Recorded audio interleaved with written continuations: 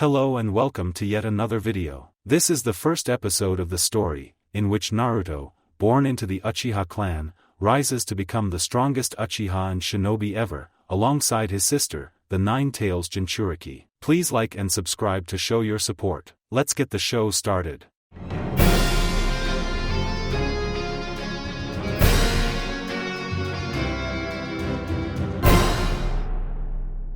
October 10th was a special day for Minato Namikaze and Kushina Uzumaki. Today was the day that their daughter was expected to be born.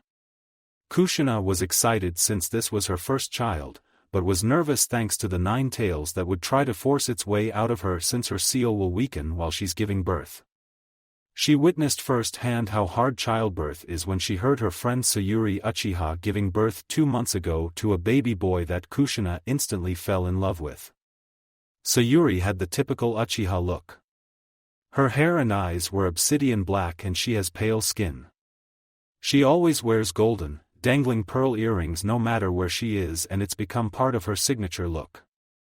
Her hair stopped just below her waist, but she would tie a portion of it into a high, short ponytail.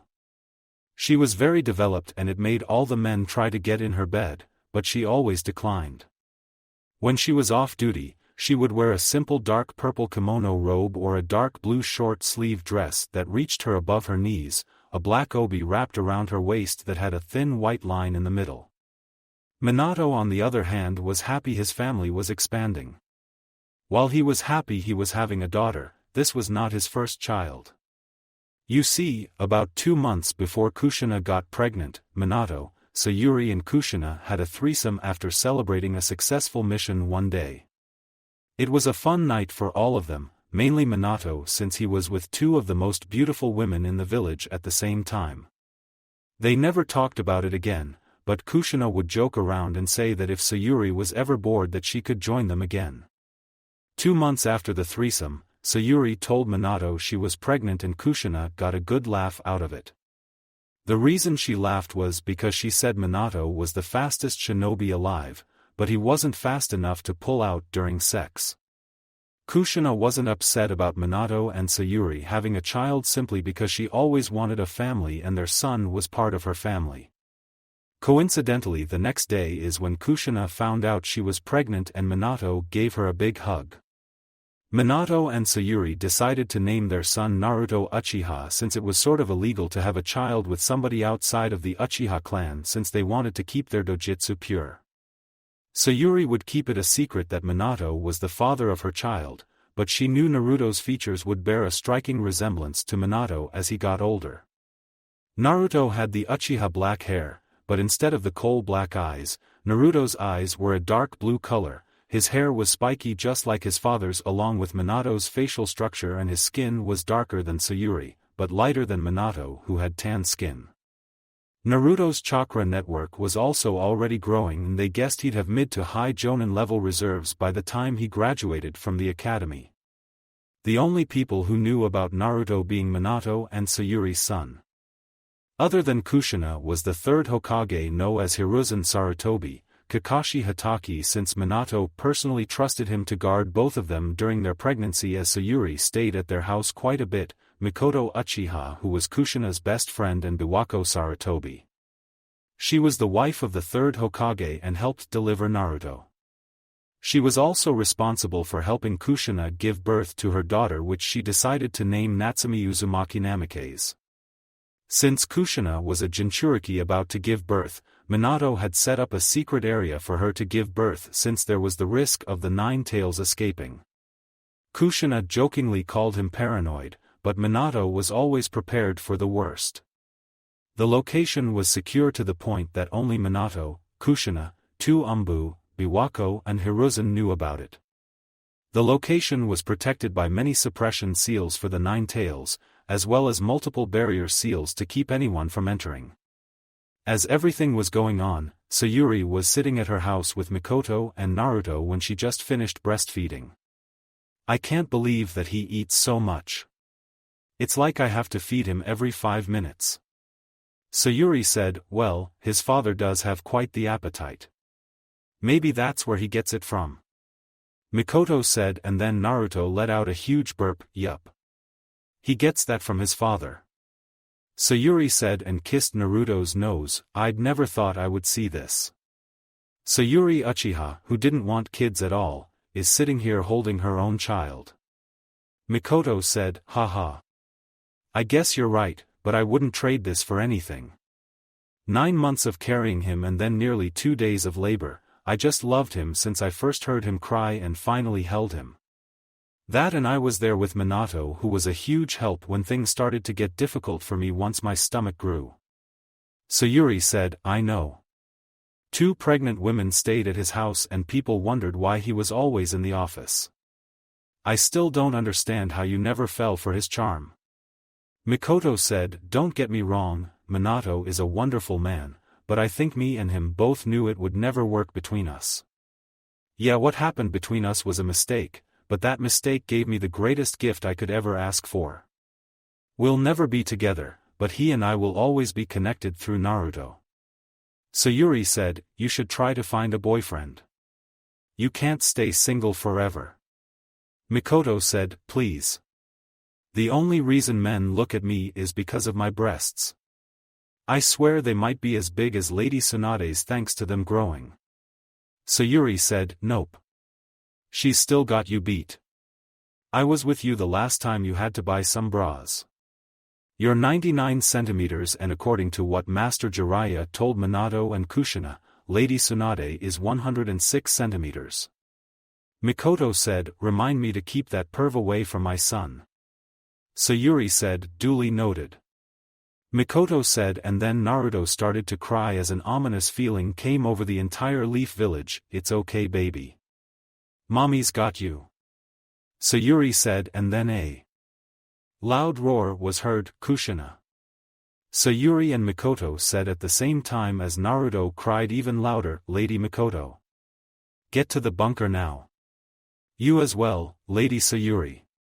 An Uchiha clan member said, what's going on? Sayuri asked, the Nine Tails is attacking the village. The 4th Hokage is on the battlefield as we speak, but the Nine Tails is on a rampage. Hurry. The Uchiha member said, Sayuri, get to that bunker. I'm going to find my kids. Mikoto said and vanished. Kushina, Minato. Please be okay. Sayuri thought and grabbed a few scrolls with food and water before going to the bunker with Naruto. While in the bunker, Sayuri was still able to hear the Nine Tails going on a rampage. The Nine Tails was extremely powerful because the seals Minato added into the bunker to keep the vibrations or sounds of battle from causing damage weren't really working. Sayuri felt a huge amount of chakra being gathered before it was launched in the direction of the bunker, which was located in the Hokage monument, and this caused her to hold Naruto even tighter. However, the attack that was launched was suddenly gone and teleported far away. Minato must have done something. Sayuri thought, Excuse me, Lady Sayuri? A voice asked and she looked down. What is it, Kurenai? Sayuri asked, see, can I hold your baby? Kurenai asked, sure.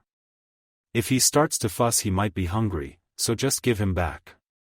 Sayuri said and carefully placed Naruto in the arms of Kurenai. He's so cute. Kurenai said and Naruto opened his eyes to look at her. Other than me, Mikoto, Kushina and Minato, you're the first person that got him to open his eyes. Sayuri said, does that mean he likes me? Kurenai asked, it would seem so. Sayuri said, Lady Sayuri. A childlike voice said, hello, Itachi. How are you? Sayuri said, I'm fine. I finally got Sasuke to stop crying.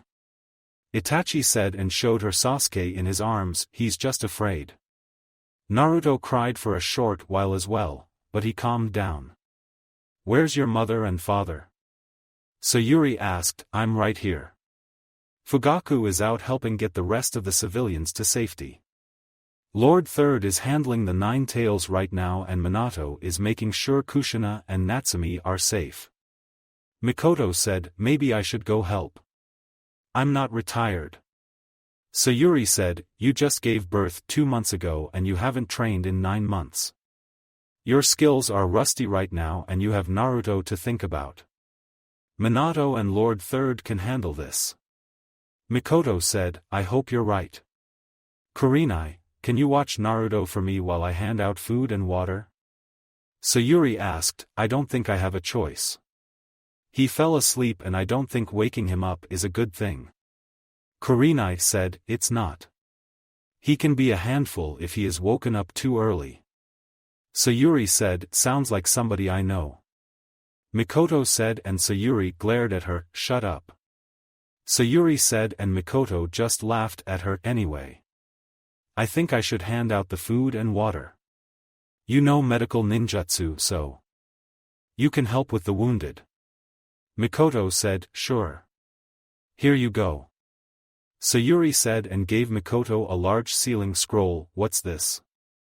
Mikoto asked. Food and water for everyone. Sayuri said and Mikoto's sweat dropped. Isn't this a bit much? Mikoto asked. No. October 10th was a special day for Minato Namikaze and Kushina Uzumaki. Today was the day that their daughter was expected to be born. Kushina was excited since this was her first child, but was nervous thanks to the 9 tails that would try to force its way out of her since her seal will weaken while she's giving birth. She witnessed firsthand how hard childbirth is when she heard her friend Sayuri Uchiha giving birth 2 months ago to a baby boy that Kushina instantly fell in love with. Sayuri had the typical Uchiha look. Her hair and eyes were obsidian black and she has pale skin.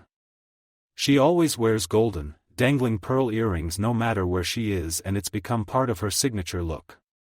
Her hair stopped just below her waist, but she would tie a portion of it into a high, short ponytail. She was very developed and it made all the men try to get in her bed, but she always declined. When she was off duty, she would wear a simple dark purple kimono robe or a dark blue short-sleeve dress that reached her above her knees, a black obi wrapped around her waist that had a thin white line in the middle. Minato on the other hand was happy his family was expanding. While he was happy he was having a daughter, this was not his first child. You see, about 2 months before Kushina got pregnant, Minato, Sayuri and Kushina had a threesome after celebrating a successful mission one day. It was a fun night for all of them, mainly Minato since he was with 2 of the most beautiful women in the village at the same time. They never talked about it again, but Kushina would joke around and say that if Sayuri was ever bored that she could join them again. 2 months after the threesome, Sayuri told Minato she was pregnant and Kushina got a good laugh out of it. The reason she laughed was because she said Minato was the fastest shinobi alive, but he wasn't fast enough to pull out during sex. Kushina wasn't upset about Minato and Sayuri having a child simply because she always wanted a family and their son was part of her family. Coincidentally, the next day is when Kushina found out she was pregnant and Minato gave her a big hug. Minato and Sayuri decided to name their son Naruto Uchiha since it was sort of illegal to have a child with somebody outside of the Uchiha clan since they wanted to keep their dojutsu pure. Sayuri would keep it a secret that Minato was the father of her child, but she knew Naruto's features would bear a striking resemblance to Minato as he got older. Naruto had the Uchiha black hair, but instead of the coal black eyes, Naruto's eyes were a dark blue color, his hair was spiky just like his father's along with Minato's facial structure, and his skin was darker than Sayuri, but lighter than Minato who had tan skin. Naruto's chakra network was also already growing and they guessed he'd have mid to high Jonin level reserves by the time he graduated from the academy. The only people who knew about Naruto being Minato and Sayuri's son. Other than Kushina was the 3rd Hokage known as Hiruzen Sarutobi, Kakashi Hatake, since Minato personally trusted him to guard both of them during their pregnancy as Sayuri stayed at their house quite a bit, Mikoto Uchiha who was Kushina's best friend and Biwako Sarutobi. She was the wife of the 3rd Hokage and helped deliver Naruto. She was also responsible for helping Kushina give birth to her daughter, which she decided to name Natsumi Uzumaki Namikaze. Since Kushina was a jinchuriki about to give birth, Minato had set up a secret area for her to give birth since there was the risk of the 9 tails escaping. Kushina jokingly called him paranoid, but Minato was always prepared for the worst. The location was secure to the point that only Minato, Kushina, two Umbu, Biwako and Hiruzen knew about it. The location was protected by many suppression seals for the Nine Tails, as well as multiple barrier seals to keep anyone from entering. As everything was going on, Sayuri was sitting at her house with Mikoto and Naruto when she just finished breastfeeding. I can't believe that he eats so much. It's like I have to feed him every 5 minutes. Sayuri said, well, his father does have quite the appetite. Maybe that's where he gets it from. Mikoto said, and then Naruto let out a huge burp, yup. He gets that from his father. Sayuri said and kissed Naruto's nose. I'd never thought I would see this. Sayuri Uchiha, who didn't want kids at all, is sitting here holding her own child. Mikoto said, haha. I guess you're right, but I wouldn't trade this for anything. 9 months of carrying him and then nearly 2 days of labor. I just loved him since I first heard him cry and finally held him. That, and I was there with Minato, who was a huge help when things started to get difficult for me once my stomach grew. Sayuri said, I know. 2 pregnant women stayed at his house and people wondered why he was always in the office.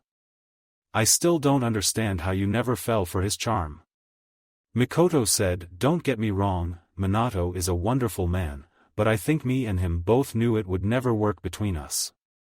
Yeah, what happened between us was a mistake, but that mistake gave me the greatest gift I could ever ask for. We'll never be together, but he and I will always be connected through Naruto. Sayuri said, you should try to find a boyfriend. You can't stay single forever. Mikoto said, please. The only reason men look at me is because of my breasts. I swear they might be as big as Lady Tsunade's thanks to them growing. Sayuri said, nope. She's still got you beat. I was with you the last time you had to buy some bras. You're 99 centimeters and according to what Master Jiraiya told Minato and Kushina, Lady Tsunade is 106 centimeters. Mikoto said, remind me to keep that perv away from my son. Sayuri said, duly noted. Mikoto said, and then Naruto started to cry as an ominous feeling came over the entire Leaf Village. It's okay, baby. Mommy's got you. Sayuri said, and then a loud roar was heard. Kushina. Sayuri and Mikoto said at the same time as Naruto cried even louder, Lady Mikoto. Get to the bunker now. You as well, Lady Sayuri. An Uchiha clan member said, what's going on? Sayuri asked, the Nine Tails is attacking the village. The 4th Hokage is on the battlefield as we speak, but the Nine Tails is on a rampage. Hurry. The Uchiha member said, Sayuri, get to that bunker. I'm going to find my kids. Mikoto said and vanished. Kushina, Minato. Please be okay. Sayuri thought and grabbed a few scrolls with food and water before going to the bunker with Naruto. While in the bunker, Sayuri was still able to hear the Nine Tails going on a rampage. The Nine Tails was extremely powerful because the seals Minato added into the bunker to keep the vibrations or sounds of battle from causing damage weren't really working. Sayuri felt a huge amount of chakra being gathered before it was launched in the direction of the bunker, which was located in the Hokage monument, and this caused her to hold Naruto even tighter. However, the attack that was launched was suddenly gone and teleported far away. Minato must have done something. Sayuri thought, Excuse me, Lady Sayuri? A voice asked and she looked down. What is it, Kurenai? Sayuri asked, see, can I hold your baby? Kurenai asked, sure. If he starts to fuss he might be hungry, so just give him back. Sayuri said and carefully placed Naruto in the arms of Kurenai. He's so cute. Kurenai said and Naruto opened his eyes to look at her. Other than me, Mikoto, Kushina and Minato, you're the first person that got him to open his eyes. Sayuri said, does that mean he likes me? Kurenai asked, it would seem so. Sayuri said, Lady Sayuri. A childlike voice said, hello, Itachi. How are you? Sayuri said, I'm fine. I finally got Sasuke to stop crying. Itachi said and showed her Sasuke in his arms. He's just afraid.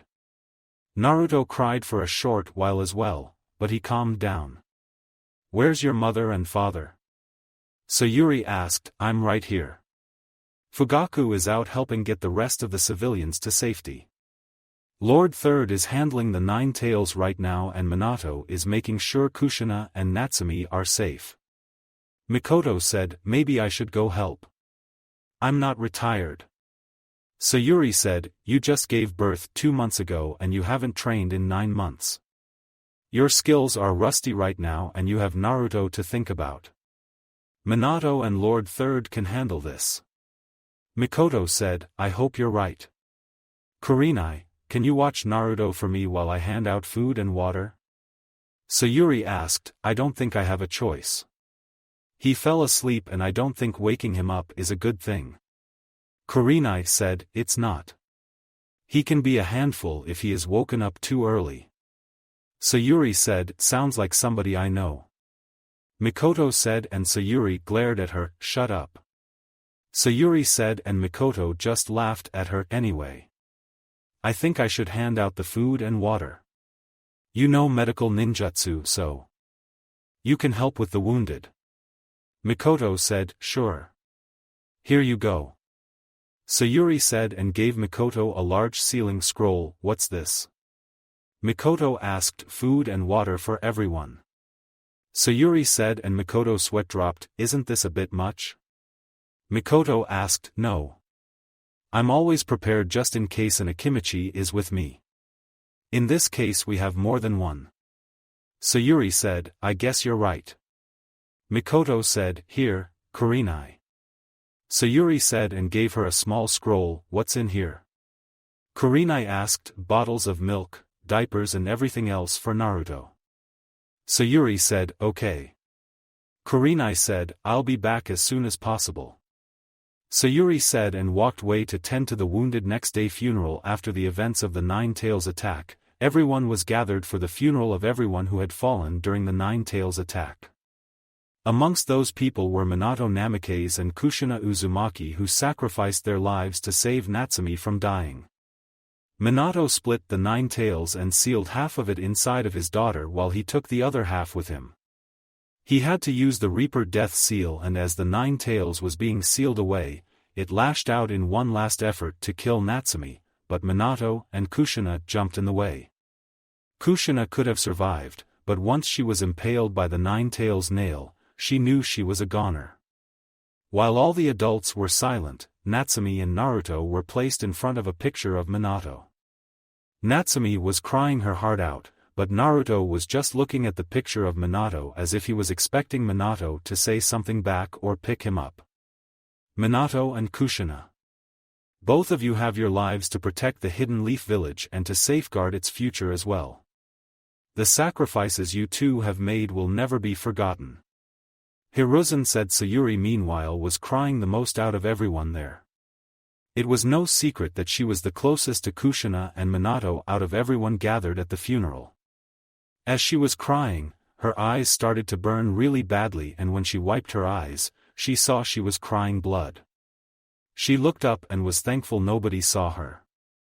Hiruzen went to grab Natsumi and she took that as a signal for her to grab Naruto. Once they were up there, Hiruzen spoke quietly to her so only she could hear him. I know you would like to take Natsumi in, but due to her jinchuriki status, being Minato's daughter, I don't think that would be wise. Word would spread quickly if somebody was to figure it out, and I can't take that risk. Hiruzen said. Where will she be placed? Sayuri asked. I'll place her in the orphanage. I'm keeping her status as a jinchuriki an S-ranked secret, and hopefully she gets adopted into a nice family. Hiruzen said. Have you told Mikoto? Sayuri asked. Yes. I ran into her earlier and informed her. Hiruzen said. I'll tell Naruto about his father, but I won't tell him about Natsumi. Sayuri said. Be sure to tell him he can't mention it to anybody. The war just recently ended and tensions are still high. If word gets out that he has the blood of an Uchiha and Minato, he'll undoubtedly be sought after. Hiruzen said and chuckled. What's so funny? Sayuri asked, if Naruto is anything like his father, then I have a feeling he'll figure everything out before we can tell him. Hiruzen said, if he does, then I'll explain her situation and why he can't say anything to her. When exactly do you plan on telling her about her heritage? Sayuri asked, either when she is mature enough to handle it or not until she becomes a chunin. I'll keep a letter for the next Hokage. Shall I pass away before I can tell her? Hiruzen said, oh come on. You've still got plenty of life left in you. Sayuri said, that is true, but I am still old and anything can happen at any moment. Anyway, I must bid you farewell. I have to drop Natsumi off at the hospital and then attend a meeting with the council. Hiruzen said, I understand. By the way, I'm sorry about Biwako. I heard this morning. Sayuri said, thank you. I know she's waiting for me, but she'll have to wait a bit longer for me. Hiruzen said and walked away. I guess he told you what's going on. Mikoto said, yeah. I hope she can find a family to raise her. Sayuri said, don't worry. I'm sure once they get a good look at her face they won't be able to resist. Mikoto said, I guess you're right. Do you mind taking Naruto to Kurenai for me? She said she'd watch him while I helped out at the hospital and I'm running late. Sayuri said, not at all. Seems Kurenai has taken a liking to Naruto. Mikoto said as she took Naruto from Sayuri, seems so. She had him all day yesterday. I even let her stay at my place since she lost her father yesterday. It was the least I could do. Sayuri said and walked away. Mikoto, whose child is this? Fugaku asked. This is Sayuri's son. Mikoto said, I see. I was unaware of her having a child. Fugaku said, she found out she was pregnant and decided to stay with Kushina and Minato. Mikoto said, I see. What is the status of Minato and Kushina's child? Fugaku asked. Hiruzen told me earlier that she's going into the orphanage and hopefully a family will adopt her. Mikoto said, I see. Did you offer to take her in? Fugaku asked, yes, but Hiruzen doesn't want anyone to know she's related to Minato or Kushina. It would raise suspicion if we were to suddenly adopt a red-haired baby with blue eyes like Minato right after they died. There's that, and the war just ended. Tensions are still high between us Iwa and Kumo. If word got out that Minato and Kushina had a baby, then they'd surely act on it, since I'm sure word of the Nine Tails attacking will spread across the nation. Iwa would try to kill her and Kumo would use her as a baby factory to try and get their hands on the Uzumaki Kekei Genkai. Mikoto said, which is why she should be under the protection of the Uchiha clan. Fugaku said, no. What's best for her is to grow up out of the spotlight, and if she was to be adopted into our family, then the focus of our clan. Mikoto said and walked away. Where are you going? I'm not finished talking to you yet. Fugaku said, I'm taking Naruto to his babysitter. I'll be home after that. Mikoto said, meeting, we managed to stop the Nine Tails, but the sacrifice was too great. Hamura said, however, there is no time to lament. The Hokage seat is now empty and we must decide who will take the position. Koharu said, perhaps someone from the generation after Minato can take over. Shikaku said, we have nurtured fine jonin without a doubt, but none of them possess the experience to rule over a whole village. Koharu said, well, is there anyone else? Shikaku asked, and Danzo was about to speak up, but Hiruzen stood up. It can't be helped. This is a critical time, so I shall take over and become Hokage. Hiruzen said, you'd really consider doing that? Hamura asked, well, if you're still willing. You quit once. Do you really believe that you're up to it? Can you actually handle it? Truth be told, even though you did go after the Nine Tails, you still failed to save the fourth Hokage from his fate. Danzo asked as he interrupted Koharu. Such a remark is uncalled for. Hamura said, where were you during the battle against the Nine Tails? Koharu asked, and Danzo grit his teeth, but Hiruzen just laughed. Please indulge this old man. Allow me to fill in as Hokage. Just for the time being. Until we can groom the next one. Hiruzen said, and Danzo was even more pissed. Very well. Hiruzen will become Hokage once again. Koharu said, since that is over with, what will happen to the jinchuriki? Danzo asked, jinchuriki? What does he mean, Lord Third? Inoichi asked, as you all know, Kushina was pregnant and gave birth. Her daughter is the jinchuriki of the 9 tails. Minato sacrificed his life to seal the beast away and save the village. Hiruzen said, will you allow me to adopt her into my clan? I was pretty good friends with Minato. Shikaku said, that cannot happen. The reason being is that she'd become a target for both IWA and Kumo if she's adopted by a clan. Hiruzen said, then I propose you place her in my care. I will make sure she has the proper conditioning to live in the village and protect it like a jinchuriki should. Danzo said, no. She will go into the orphanage and hopefully a nice family will adopt her. Also, news of her jinchuriki status and heritage will be an S-ranked secret with a punishment of death. No harm is to come to her that goes for civilians and clan members. Hiruzen said, what? All the clan heads yelled, you heard me. No harm is to come to Natsumi. Do not test me. Now, if any clan has an available medic, please send them to the hospital. Sayuri Uchiha is already there helping out and she could use the extra hand. Hiruzen said, Sayuri? Didn't she just give birth? Choza asked, yes, but she isn't doing any physical training as of yet. Hiruzen said, hospital next. Day Sayuri was finished with her shift at the hospital and that's when she came across Natsumi sleeping in the room with other babies. She just looked at Natsumi, who was unaware of the situation she was put in. The more she looked at Natsumi, the more she saw Kushina and it made her cry. She was unaware that Mikoto walked up to her until she placed a hand on her shoulder. The more I look at her, the more I see Kushina. Sayuri said, me too. I'm only here because after this I don't know when I'll see her again. Mikoto said, what do you mean? I'm sure if she gets adopted then whoever adopts her will allow us to see her. Sayuri said, it's not that. The Uchiha clan is being relocated to the outskirts of the village. Mikoto said, what? Why? Sayuri asked. Fugaku said that it was decided by the council that it's necessary for Konoha's reconstruction. Mikoto said, this just screams Danzo is behind it. Sayuri said, I know, but with the way the village is right now we can't afford to seem selfish. Hopefully this will all go over smoothly for us and it won't escalate into anything further. Mikoto said, hopefully it doesn't. Well, I need to go and pick up Naruto. Sayuri said, he's with Kurenai again? Mikoto asked, yeah.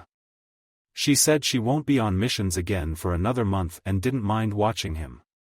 Apparently she's going to the orphanage and wants to take Naruto with her to see if she can get him started early on making friends.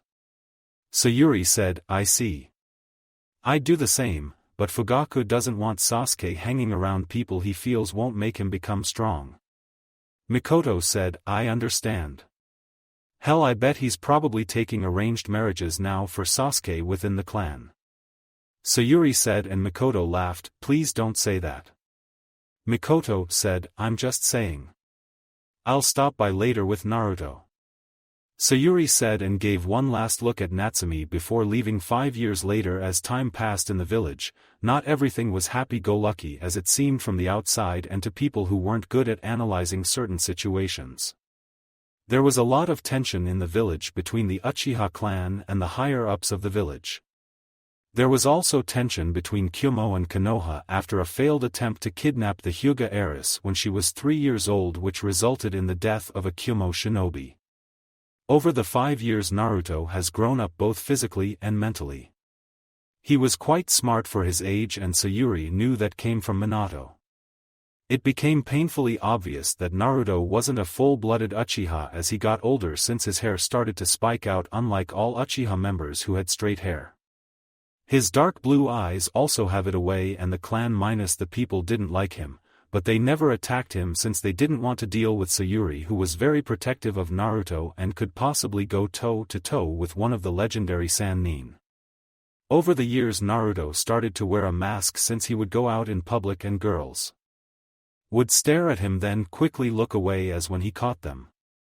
The mask reminded his mother of a certain silver-haired shinobi that hasn't met Naruto for some reason.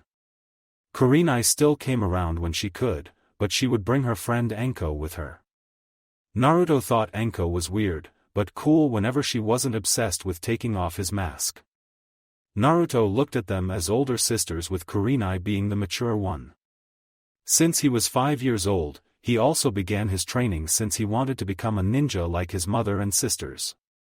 Sayuri taught him some basic taijutsu skills, shuriken jutsu, and chakra control skills. Naruto's chakra reserves were quite large for him, and Sayuri knew that there was only one person his age with higher reserves. He wanted to learn some ninjutsu, but Sayuri wouldn't teach him any until he was finished with his chakra control training. He was finished training for the day and his mom let him go to the Nine Tails festival. He was always asking to go, but his mom always said no to him, but something told her to let him go this year. She gave him some money to spend, which he thought was a lot, but he didn't mind at all. He was walking around and of course he was mesmerized by everything that was going on, but something caught his attention. He saw a group of 6 civilians chase something into an alley followed by screams. His curiosity got the best of him, so he followed them into the alley only to get angry at what he saw. They were kicking, punching, stabbing and throwing whatever they could at a girl who looked no older than he did. Something told him he should stop them, and he did. He found 2 small pipes on the ground and jumped into action.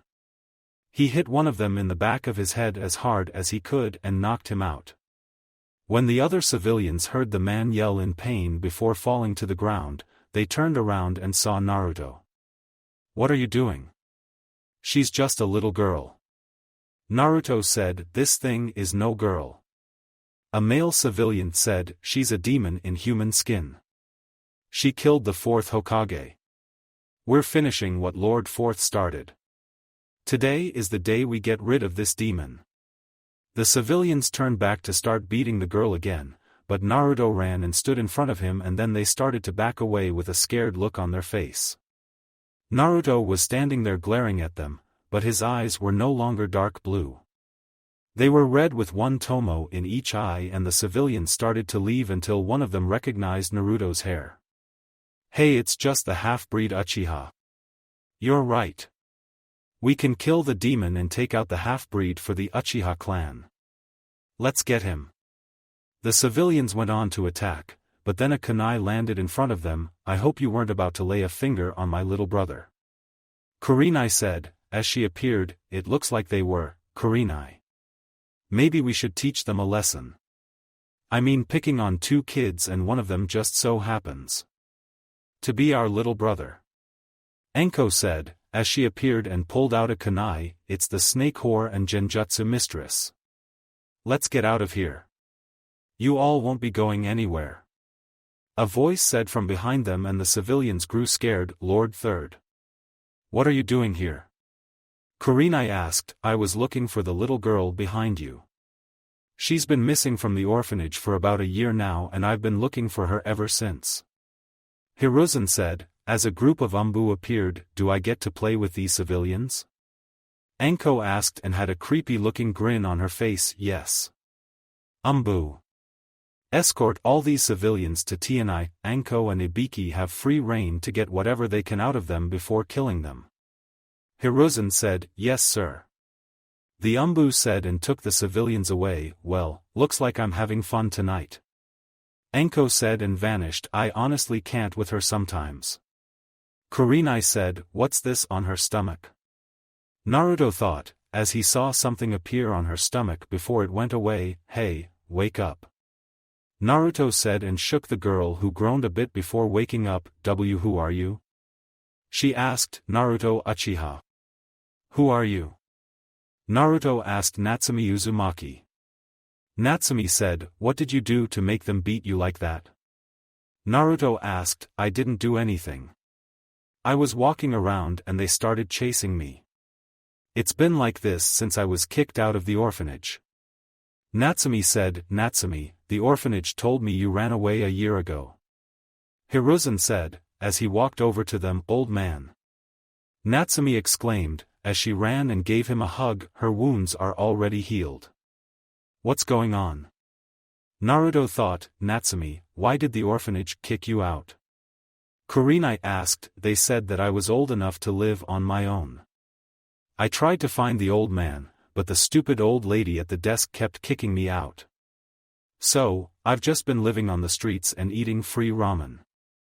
The Ikarakus said that I don't have to pay, and I tell you that stuff is food for the gods. Natsumi said, and had drool coming out of her mouth. She looks almost exactly like Lady Kushina. Wait a second. Red hair, violet eyes, and a ramen addiction? This is Lord Fourth's daughter. Kurenai thought. What happened to your parents? Naruto asked. Let's not get carried away with questions. Natsumi, I'd like for you to come with me. I'll find you a place to live before the night is over. Hiruzen said. Thanks, old man. Bye, Naruto. Cool eyes, by the way. Natsumi said, causing Hiruzen and Kurenai to look at Naruto. No way. He's so young. Kurenai thought. The Sharingan at his age? No one has unlocked the Sharingan at such a young age. Hiruzen thought. Thank you. Before you go, old man. I have a question for you. Naruto said. Oh, and what would that be? Hiruzen asked. Why were the civilians saying she was a demon and killed the fourth Hokage? Naruto asked. I do not know, Naruto. Hopefully Anko and Ibiki can get the answers from them. Come along, Natsumi. Hiruzen said. And the two of them left. Naruto, would you like to come with me for the festival? Kurenai asked. Sure. Naruto said. Maybe you can make some friends. Kurenai said. Why do you always try to have me make friends? Naruto asked. So you won't be lonely your entire life. Kurenai said. I guess you're right, but I have you, Anko, Mom and Aunt Mikoto. I'm good with that for now. Naruto said. True, but you need friends your age. You can't always hang out with the adults. Kurenai said. Then I'll just hang out with Anko. Naruto said, and Kurenai laughed. I see your point, but Anko likes to go out and do adult things as well. Kurenai said. You mean stalk that guy with the scar over his nose? Naruto asked. How do you know about that? Kurenai asked. She's extremely open when she's drunk. Last time we were together she told me about him. I forgot his name though. Naruto said, and then looked at the top of a building. You need to stop hanging with her when she's drunk. Who knows what she'll tell you next, and it's certain things you shouldn't know about at your age. Kurenai said, and Naruto didn't respond, so she looked at him. What's wrong? Kurenai asked. Somebody was watching us. Naruto said. He's a censor? Kurenai thought. Are they still there? Kurenai asked and pulled out a kunai. No. Whoever it was left. Naruto said. I see. Let's get out of here. We can still get to some of the good food stands if we hurry. Kurenai said. I already ate though. Naruto said. Then what do you want to do? Kurenai asked. Can you show me where the library is? Naruto asked. Sure. Kurenai said. Underground base. Lord Danzo, I have news. An Umbu agent said. What is it? Danzo asked. While I was unable to capture the jinchuriki due to interference from the Hokage, Anko Mitatashi and Kurenai Yuhi, I found something else that might interest you. The Umbu said. It better be important since you failed to get me my weapon. Danzo said. It is. The Uchiha known as Naruto has awakened his Sharingan during the event and appears to be a censor as well since he was able to detect me, but I quickly left.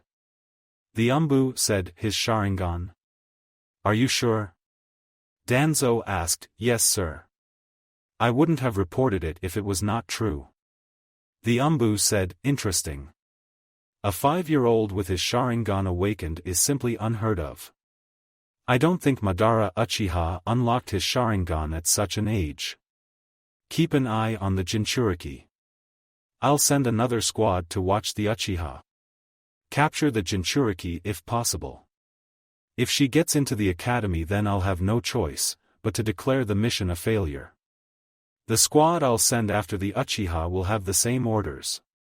Danzo said, "Yes, Lord Danzo."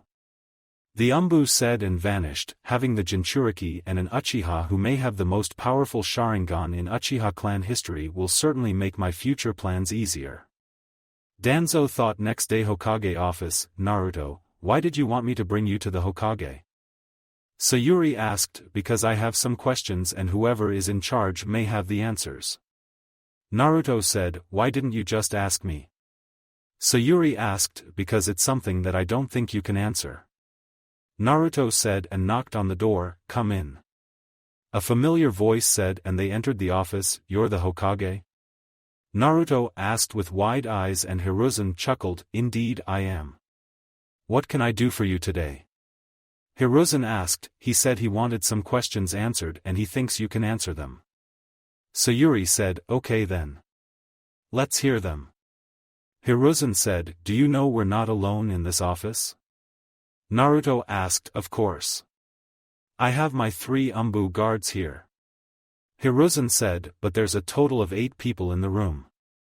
Naruto said, and Hiruzen signaled for his Umbu to capture the spies, revealing them to be blank-masked Umbu. Root? Sayuri asked, Danzo. Take them to Ibiki. I want him to get everything out of them. Hiruzen said, and the Umbu vanished. Cool. Naruto said, and Hiruzen chuckled. This has been an interesting couple of hours for you, Naruto. You unlocked your Sharingan last night protecting Natsumi and you're a censor. Hiruzen said, he unlocked his Sharingan? Sayuri asked, he didn't tell you? Hiruzen asked, no. Why didn't you tell me? Sayuri asked, I kind of forgot. Naruto said and scratched the back of his head, we'll talk about it later. What are your questions?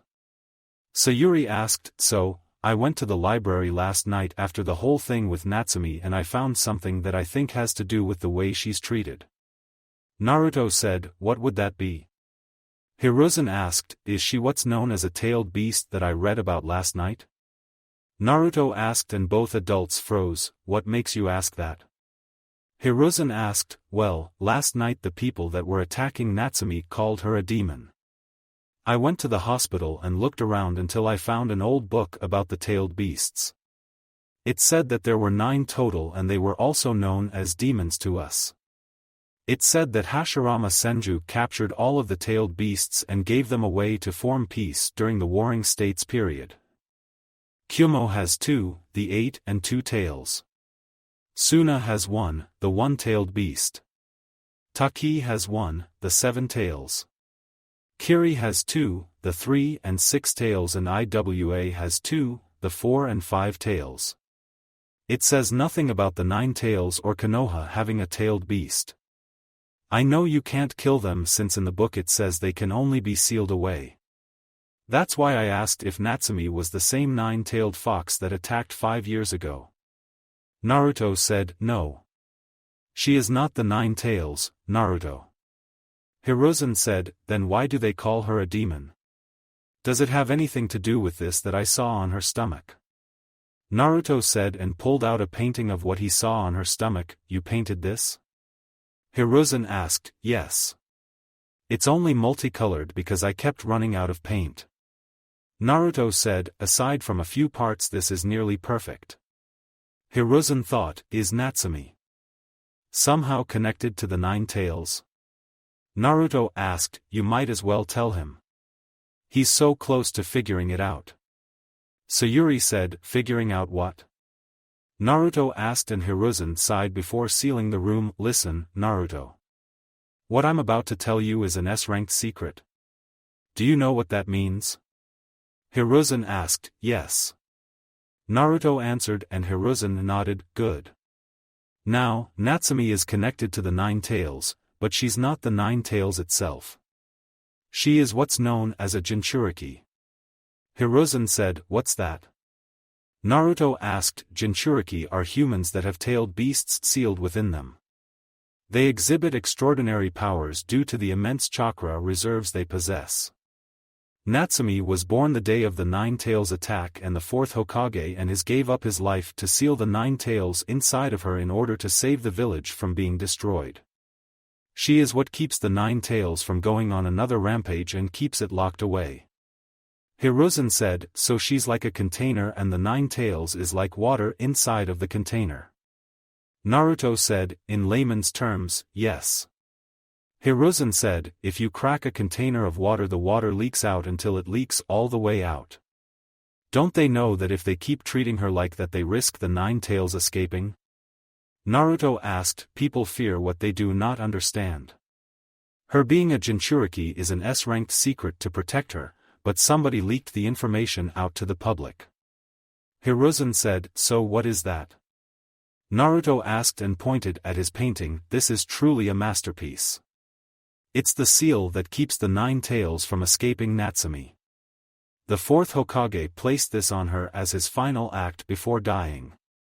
It's what's known as an 8-tetragram seal and is powerful enough to contain the Nine Tails. This type of skill is known as Fuinjutsu and the fourth Hokage was a master of the art. You seem to have skill in that department as well if you were able to paint a near replica of this and you've only seen the seal once. Hiruzen said, can somebody teach me? Naruto asked, I can't. I'm not good at Fuinjutsu. Sayuri said, I have a book from the fourth Hokage that I think he'd want you to have. It's all of his notes on Fuinjutsu to become a sealing master. However, I must warn you to be careful with this. Fuinjutsu is extremely hard and one wrong move can be very dangerous. Hiruzen said and gave Naruto a book, but then a picture fell out, Mom. Naruto said, what is it, Naruto? Sayuri asked, is he my dad? Naruto asked and showed her the picture so she nodded, yes. The fourth Hokage is your father. I didn't tell you because I wanted to wait until you matured a bit more. I was going to tell you on your 6th birthday since that's when you started the academy, but it seems you're ready now. Sayuri said, did he know about me? Naruto asked, yes. The only way he wasn't around was October 10th. Sayuri said, because of the Nine Tails attack? Naruto asked, no. It was something else. Sayuri said, are you sure he's ready to know the truth? Hiruzen asked, yes. I underestimated how quickly he would mature and part of that was me foolishly hoping he would stay a baby for his entire life, but I was wrong to think that. Sayuri said, what's the truth? Naruto asked, the reason your father wasn't around on October 10th wasn't just because the Nine Tails was attacking. He was gone because your sister was born that exact same day. Sayuri said and Naruto's jaw dropped, I thought I was your only child. Naruto said, you are. Me and your father were never together. I won't go into detail since you're so young, but you were created from that. Minato had a wife and she gave birth to your sister and you've already met her. Sayuri said, I did? Who is she? Naruto asked, Natsumi Uzumaki. Sayuri said, the girl from last night? Does she know about me? Naruto asked, no. I haven't told her about her heritage yet simply because she's more at risk than you are. You see, your father and her mother had issues with Kumo and IWA. If Natsumi was to find out right now she'd tell everyone given her personality. Her mother was Kushina Uzumaki and Kumo tried to kidnap her one day for the Uzumaki Kekei Genkai. IWA simply hated your father because of his actions during the Third Shinobi War and they'd do anything to kill both of you. Hiruzen said, so I can't tell her who I am? Naruto asked, no. Not yet. However, given what happened last night I can do something for you. Hiruzen said, what is it? Naruto asked, I know you'll seek her out to spend time with her and get close to her, but I'll give you a mission that won't go on your record until you become a shinobi. How's that sound? Hiruzen asked, fucking awesome. Naruto said, and Sayuri popped him upside his head. Naruto Uchiha. You do not use that language. Sayuri said, ow. Anko says it all the time. How come she can say it, but I can't? Naruto asked, because she's an adult. Sayuri said, fine. Sorry, old man. Naruto said, and Hiruzen chuckled, it's quite alright. Now, this will be an S-rank mission due to her status as a jinchuriki. Your mission will start when you've advanced in your training. You will help a squad of Umbu protect her during the day, while at night I'll have a different squad watching her. Hiruzen said, are you sure about this, Lord Hokage? What about him? Won't he go after Natsumi as well? Sayuri asked, yes. I can already tell within 2 years Naruto will be stronger than some genin. As for him, he'll attack at night, but I have Kat and her squad guarding her at night. Naruto will just deal with civilians and some ninja that are genin or chunin. It will be easier for me to protect her during the academy as well, since I have a feeling that the teachers and students will try to sabotage her. Sarutobi said, then if that's the case, why not fire them and get new teachers? Sayuri asked, because the academy somehow fell into the hands of the civilian council and I'm still trying to find a way to take it back. I can only get involved if something is reported directly to me, and that's where Naruto comes in at. If you see any kind of sabotage going on, report it to me. Hiruzen said, permission to beat them up? Naruto asked, only if you deem it necessary. Hiruzen said, good. Naruto said, that means if they attack her first, young man. Sayuri said, remember, Naruto. You can't say a word to Natsumi about any of this. Hiruzen said, I know. Naruto said, also, when you graduate from the academy, I'll have a surprise for you. It's something your father left behind for you. I don't know what it is, since it's sealed in a scroll that will only open with your blood. Hiruzen said, that Minato. Always thinking ahead. Sayuri said, well, that will be all. I must go to a council meeting. Hiruzen said, come on, Naruto. It's still early enough for you to get a couple of hours of training done. Sayuri said, okay. Bye, old man. Naruto said as they left the room. Sayuri house, okay. Since you've unlocked the Sharingan, training will be different. Sayuri said, different how? Naruto asked, I'm going to teach you about the Sharingan. What you have right now is the basic level of the Sharingan, but unlocking it at your age is simply unheard of. Your One Tomo Sharingan gives you the instant ability to analyze things. It allows you to copy jutsu, imitate movements, and have faster perception. Sayuri said, so it's kind of like a defensive tool right now? Naruto asked, exactly. The next step is the Two Tomo Sharingan. It's the same as the One Tomo Sharingan, but you get slightly enhanced vision that will allow you to see your opponent's moves slightly in advance. The third is when you have 3 Tomo in your Sharingan, and that's when it's fully matured. This version of the Sharingan enhances your vision to the max, allowing you to see your opponent's moves in advance so you can counter before they attack you. This version also gives you access to some Sharingan genjutsu as well. Sayuri said, I get that and everything, but that seems pretty basic when you explain it like that. I was expecting more, and I already see a weakness in the Sharingan. Naruto said, what would that weakness be? Sayuri asked, well, what if you fight somebody that doesn't really have a set movement for their attack? I think even the Sharingan would have a difficult time reading and predicting the attack.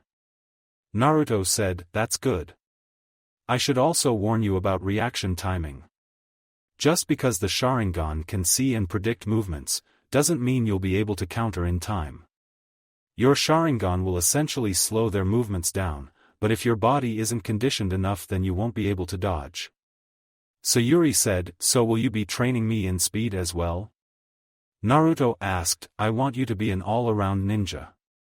Most in the Uchiha clan unlock their Sharingan and focus solely on their Sharingan.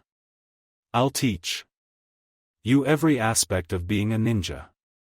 Genjutsu, ninjutsu, taijutsu, kenjutsu and some medical ninjutsu. When you graduate from the academy, I want you to be a mid-chunin level shinobi. I know you can be stronger than that, but taking a break to give your body a chance to fully recover is a good thing and is essential to your growth. Sayuri said, "This is going to suck, isn't it?" Naruto asked, "Of course it is, but I'm sure you can handle it. Now, come here so I can place some seals on you." Sayuri said, "What kind of seals?" Naruto asked, "These are resistance seals. They make it harder for you to move and they don't stunt your growth like weights would at your age. Basically it feels like the gravity is increasing around you a bit." Sayuri said as she placed the seals on Naruto. "Cool." Naruto said, as he felt it hard to move, "Should I tell him about that? I think he can handle it. I hope I'm not wrong about this." Sayuri thought, "Naruto, there's something else I need to tell you about the Sharingan." Sayuri said in a serious tone that he picked up on. "What about it? I thought you told me everything about it." Naruto said, "No. The last thing I need to tell you about is the fourth stage of the Sharingan. It's known as the Manjikyu Sharingan and is extremely powerful." Sayuri said and activated her Manjikyu Sharingan, which was in the form of a 3-leaf clover, Naori Uchiha Manjikyu. Picture on profile, what does it do? Naruto asked. This version of the Sharingan gives you your own unique abilities and as you can see, it changes the look of the Sharingan to a unique pattern. The drawback of the Manjikyu Sharingan is that you go blind the more you use it. Sayuri said, "Then what's the point of getting it? You gain immense power, but lose your vision. How do you even awaken it?" Naruto asked. "According to the Uchiha stone tablet, you must kill your best friend." Sayuri said, "Did you kill your best friend?" Naruto asked, indirectly. "I could have possibly saved Kushina had I gone to see her give birth to Natsumi, but I declined." Sayuri said, "The cost of this Manjikyu is losing your vision and your best friend. It's not worth it in the end." Naruto said, "I hope you never have to experience that kind of pain, but since you'll become a shinobi, I don't think it's unavoidable." Sayuri said, "I'll try my best to keep that from happening." Naruto said, "Good. Just be careful if it does happen." Sayuri said, "So what does your Manjikyu Sharingan do?" Naruto asked, "I have an ability in my right eye known as time skip. I can freeze time for a fifth of a second, but I'm able to move around freely in that small time frame. If I use this ability enough, I can store the time I've skipped to create a separate space so I won't get touched." Sayuri said, "That's so cool." Naruto said, "It is. My second ability is for my left eye called Amaterasu and I have the ability to control the shape of my flames." Sayuri said, "Wow." Naruto said, "Enough about my abilities. Let's start training." Sayuri said and started to cough heavily. "Mom. Are you okay?" Naruto asked. "I'm fine. It's just a cough. I want you to start by giving me 15 laps around the backyard. After that we'll work on your kunai and shuriken skills." Sayuri said, "Okay." Naruto said he took off running, but looked back when he heard his mom coughing. Sayuri noticed this and gave him a smile with a wave, reassuring him that she was fine. When Naruto started his laps again, Sayuri looked at her hand and saw she had blood on her hand. She sighed and hoped she had time to at least get Naruto into the academy since she knew she would never make it to see him graduate the academy. All she knew was that she needed to train him as much as she could before her time came. 2 years have passed since Naruto awakened his Sharingan, learned about his father and learned about Natsumi being his sister as well as a jinchuriki. His training started off good, but then it slowed down as Sayuri's illness got even worse. She tried her hardest to keep it from him, but as time wore on, it became more obvious. He often would stay by her side all day to take care of her and miss school, but he didn't care since his mother came first. Sayuri knew she was on borrowed time and tried to stay strong, but she was losing strength every day. Naruto nearly missed his entire year of school as he refused to leave his mother's side. It took Kurenai and Enko saying they'd watch her for him in order to get him to go back to school. While he was in school, everyone noticed his dramatic change while he was there. At first he would talk to people if they talked to him, but now he was withdrawn and didn't seem to care about anything. Natsumi would talk to him, but it would be a short conversation as he would just walk away. To Natsumi, they were great friends and she wanted to help him, but Naruto refused her help. Natsumi was the only person to get Naruto to talk, and it made some of the girls in class mad. The result of Naruto being distant to everyone reminded the older generation of a younger Kakashi. His mom tried to cheer him up a bit and it worked a little, but Naruto was sad that he was going to lose his mother before she saw him graduate the academy. The illness of his mother made him read more on medical ninjutsu, so he'd walk around reading a book and even had the idea of combining fuinjutsu with medical ninjutsu. Despite his training slowing down, he was still able to keep up with what he was taught so far and improved on it. He had great chakra control since he completed leaf balancing, pebble balancing, kunai balancing and tree walking. His reserves were unnaturally large, but he learned his father also had large chakra reserves, so it was only natural for him to have that as well. He mastered the fireball jutsu since it was like a rite of passage for Uchiha clan members, but he had a hard time with it and Sayuri figured he didn't have a fire chakra. Nature, or it wasn't his main affinity. His taijutsu was low genin level and it was at the top of his class. His ninjutsu was limited for the time being since he only knew the fireball jutsu, substitution, henge and clone jutsu. He was the best in his class when it came to kunai and shuriken throwing, as he would get 10 out of 10 each time he was tested on it. He was offered the chance to graduate early, but he declined. He made no friends really in school since he didn't try to. Natsumi doesn't count in his book since she's his sister and he met her before the academy started. They hung out quite a bit during the day and she normally spent her day at the Ichiraku ramen stand or with Ino Yamanaka, who had a huge crush on Sasuke Uchiha. Speaking of Sasuke, Naruto finally met him and he personally didn't care for him, but he didn't hate him. He was neutral towards him. He met Itachi and Shisui as well, but they were always busy and secretive. He knew why they were secretive since it had to do with the tension that reached its breaking point between the village and the Uchiha clan. While Naruto didn't say anything, he knew what was going on as he paid attention to everything going on around him even if it didn't seem like it. His mission protecting Natsumi over the years was going slow, but that's because they were in the academy and nobody knew where she lived except for Naruto. He's even spent the night over there a few times and stayed up all night with her until she eventually fell asleep. He found out her dream was to become the Hokage and he honestly believed she could become Hokage. Currently he was sitting in class next to Natsumi, who wasn't really paying attention. This class is so boring. All he does is talk. Natsumi said, if we're lucky he'll talk so much that his mouth will fall off so we don't need to hear him anymore. Naruto said and Natsumi gasped, did you just make a joke? You haven't joked since your mom got even more sick. Is she okay? Natsumi asked and Naruto sighed, no. It's only a matter of time before she can no longer fight it. I don't get it. Konoha is supposed to have one of if not the best hospitals across the nations, yet they couldn't find out what was wrong with her. Naruto said, maybe she'll pull through. Natsumi said, it's good that you remain hopeful, but she isn't getting any better. I've even tried to ask the old man to send an urgent message to his student Tsunade Senju, but the messenger was killed before he could deliver the message to her. Naruto said, an Uchiha asking a Senju for help? That's ironic given their history.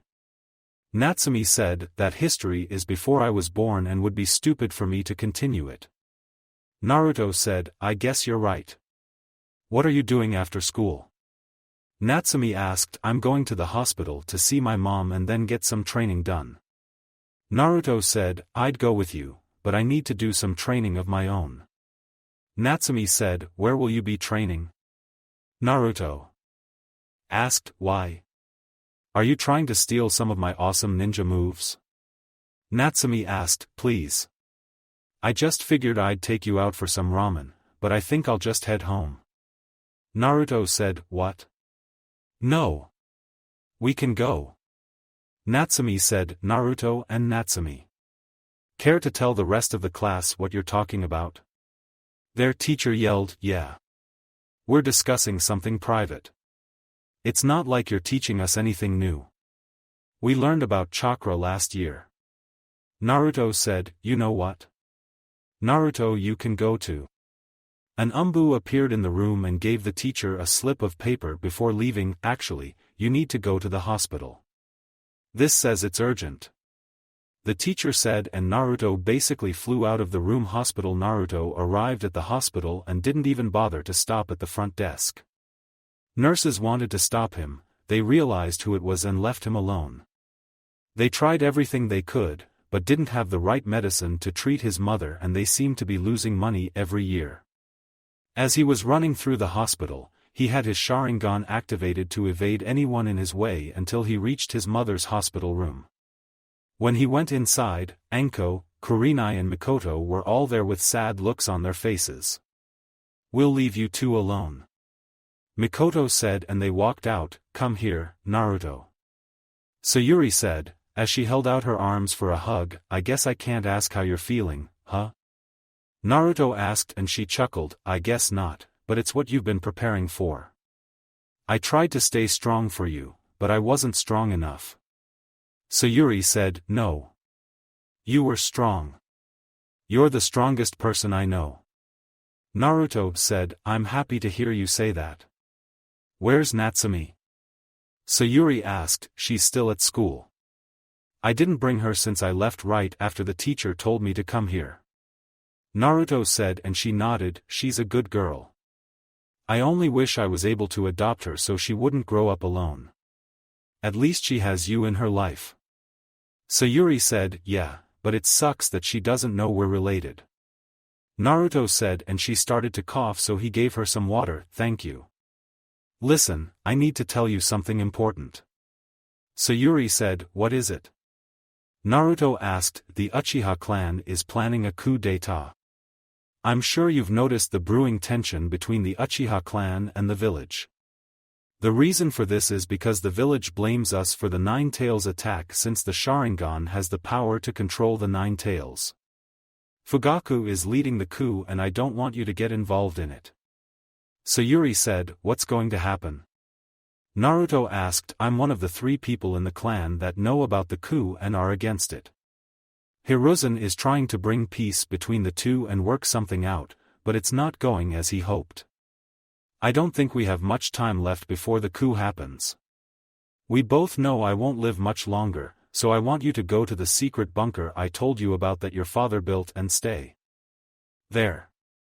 It's protected by a barrier so nobody can sense where you're at. Sayuri said and started coughing. Mom. Naruto said and started to cry. Just listen, Naruto. I'm sorry I won't be able to see you become a ninja, but I'm happy to have seen you take your first steps to becoming a ninja. My baby boy is growing up so fast. It almost seems like it was just yesterday when I found out I was pregnant with you. I won't be able to see you graduate, leave on your first mission, or even get a girlfriend. Make sure you find a girl that actually loves and cares about you to start a family with and treat her with respect. Sayuri said, I will. Naruto said, don't let these little fangirls sink their claws into you. There's so much more that I want to say to you, but I simply can't put it into words. Make sure Natsumi grows up big and strong so she can achieve her dream of becoming Hokage. Also be wary of a man named Danzo Shimura. He's evil, cunning, and will do anything to get you to join his side. He's probably plotting on you to capture you as we speak, but as long as you stay with Kurenai and Anko, you'll be fine. Kurenai has agreed to let you live with her and I've already signed the papers for her to be your legal guardian. I need to tell you something about your Sharingan. Sayuri said, what about it? Naruto asked, you have the most powerful Sharingan eyes within the Uchiha clan. Maybe in the history of the Uchiha clan. You unlocked your Sharingan after you saved Natsumi for the first time and you were only 5 when that happened. You were able to cast minor genjutsu with them while they only had 1 tomo, and now that you have a 2 tomo in your Sharingan, its visual prowess is even greater. However, there is one important thing you should know. Eventually you'll unlock your Manjikyu Sharingan and its abilities then lose your eyesight, but there is a way to cure your blindness. Sayuri said and wiped tears from his face. How? Naruto asked. When I die, I want you to remove my eyes and store them in that container I have right there. The storage seal you had placed on your shoulder is where I want you to keep them. On the Uchiha stone tablet it says you can restore the light of your Manjikyu with an Uchiha you have strong blood ties with, and since I'm your mother, I want you to have my eyes. Do not fall into the Uchiha clan's curse of hatred and keep yourself surrounded by loved ones. Sayuri said, I will. I have Enko, Kurenai, and Natsumi. Naruto said, that's good. Try to find Lady Tsunade and have her look over the notes for my illness and see if she can come up with a cure. I don't want anybody to go through this kind of pain. Sayuri said, and Naruto nodded, I haven't given up. I'm even trying to make medical seals. I just wish I was able to finish them to save you. Naruto said, don't worry, Naruto. Take your time. They need to be perfect, and if you rush them, then you'll make a mistake. Think of it like this, you can possibly save millions of people with this idea of yours. While I would have loved to use one of your seals, I've come to embrace my fate while doing everything I could to overcome it. Sayuri said, it'll take me some time to get over this even though it's been getting closer and closer every day. Naruto said, it's okay to mourn. Just don't turn out like Kakashi. Sayuri said, I don't even know who that is. Naruto said, you'll find out eventually. Sayuri said and gave Naruto the biggest hug she could. I love you, Mom. Naruto said, I love you too, Naruto. You'll always be my little maelstrom. Sayuri said, and it was as if a switch was flipped, and then she took her final breath while he was holding her. He cried silent tears as he held his mother since he didn't want anybody to hear him. Kurenai and Enko came into the room with tears as they heard the last bit of their conversation, then joined in the hug. After a few minutes Naruto asked them if they could leave the room to give him some space, and they did. Naruto steeled his nerves and removed his mother's eyes like she asked him to, then he placed them in the container she had before sealing them away. He stayed in her room until it was late at night, even after they removed her body. They were going to remove her organs for testing, but Naruto didn't trust these nurses since he's never seen them before and was against it. He told Hiruzen, who was there, that he's going to burn her body. Hiruzen nodded and sealed the body away until Naruto was ready to cremate his mother. He finally stood up and looked at himself in the mirror, then started to clean his face. As he was doing this, his Sharingan activated with both tomos in each eye spinning rapidly before turning into 3 tomos in each eye. However, his Sharingan kept spinning before it turned into his own Manjikyu Sharingan. Image on profile, one last gift I guess. Naruto said and walked out of the hospital Hokage monument. Naruto left the hospital and went to the Hokage monument just to clear his mind. He could have gone back to class, but he opted not to and had Kurenai tell his teacher that he wouldn't be returning.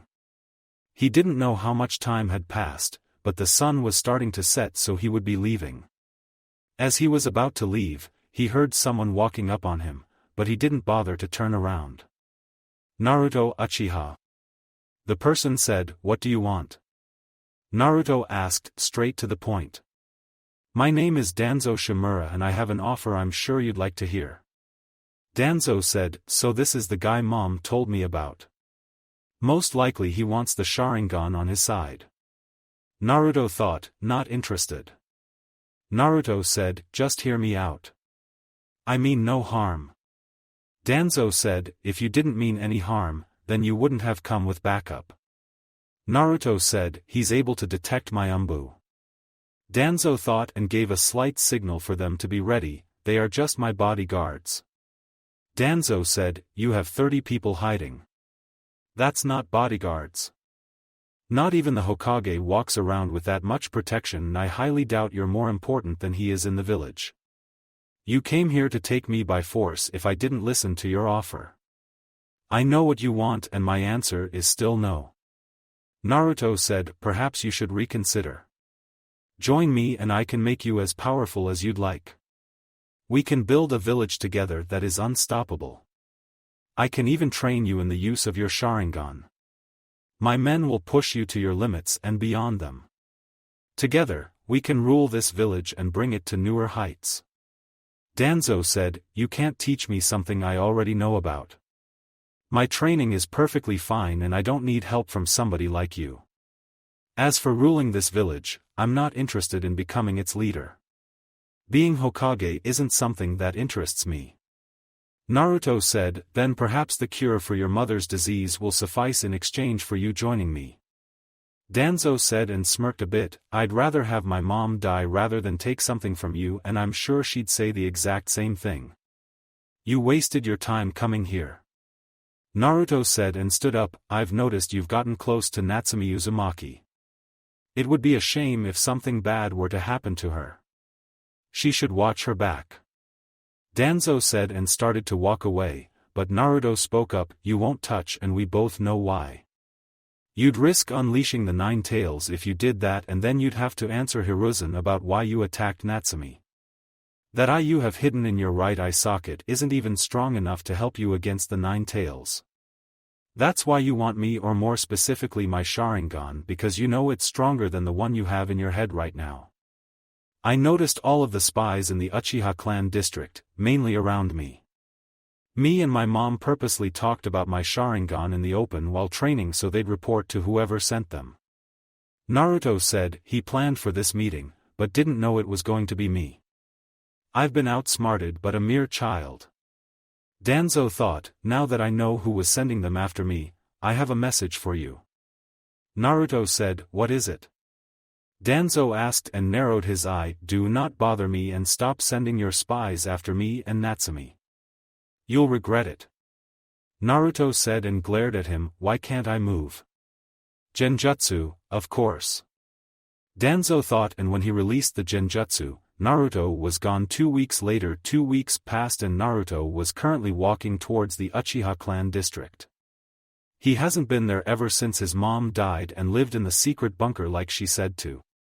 The reason he wanted to head to the Uchiha district is because he wanted to read the Uchiha stone tablet. The Uchiha clan was killed the week prior by Itachi after they were about to launch the coup. Shisui mysteriously died and Itachi was blamed for it. News spread wildly about the Uchiha massacre and that it was Itachi who did it.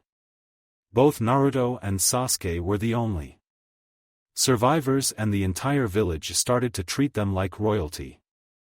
They were questioned, but Naruto wasn't there so he didn't say anything. Anko, Kurenai and Natsumi thought he was dead, but he told them he was somewhere safe and away from everybody. He made contact with Itachi after it happened and told him he already knew why this had to happen. That surprised Itachi, but he was even more shocked when Naruto asked who the other person was that he kept detecting. The person he was feeling would appear in one area, but then he would be in a completely different section of the district. Itachi only told him to watch after Sasuke for him before he suddenly left, and Naruto told him that he's not a babysitter. Naruto made it to the Naka shrine and went underneath it to start reading the tablet. At first he wasn't sure if he should read it, but something came over him and made him read it. So far all he read was the warnings about the Sharingan and the misfortune it could bring, which he figured it was the curse of hatred his mom told him about. He also came by the techniques of the Manjikyu Sharingan and carefully read them. Amaterasu was an ability that produced black flames that would not stop burning until the target was completely incinerated. The flames cannot be extinguished with water, the passage of time or any other normal methods, and only the user can put the flames out. Tsukuyomi was a genjutsu that inflicted real pain, and the genjutsu lasted for 3 days inside, but on the outside only 3 seconds would have passed.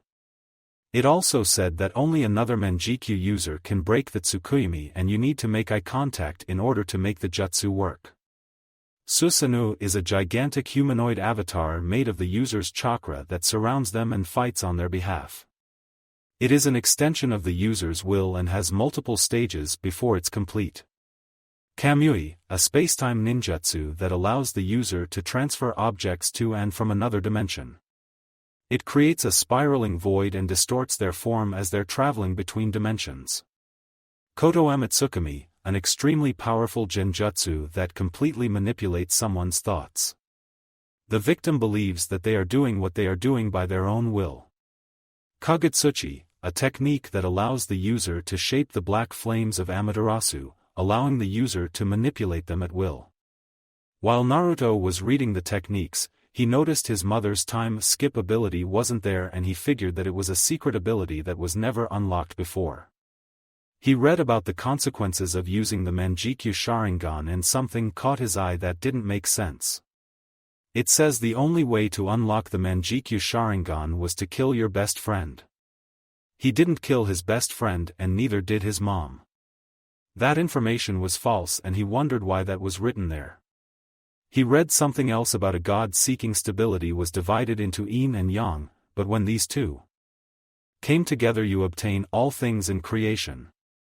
He thought about that for a while and the only thing he could think of was the Sage of Six Paths, but nobody actually has any legit information on him.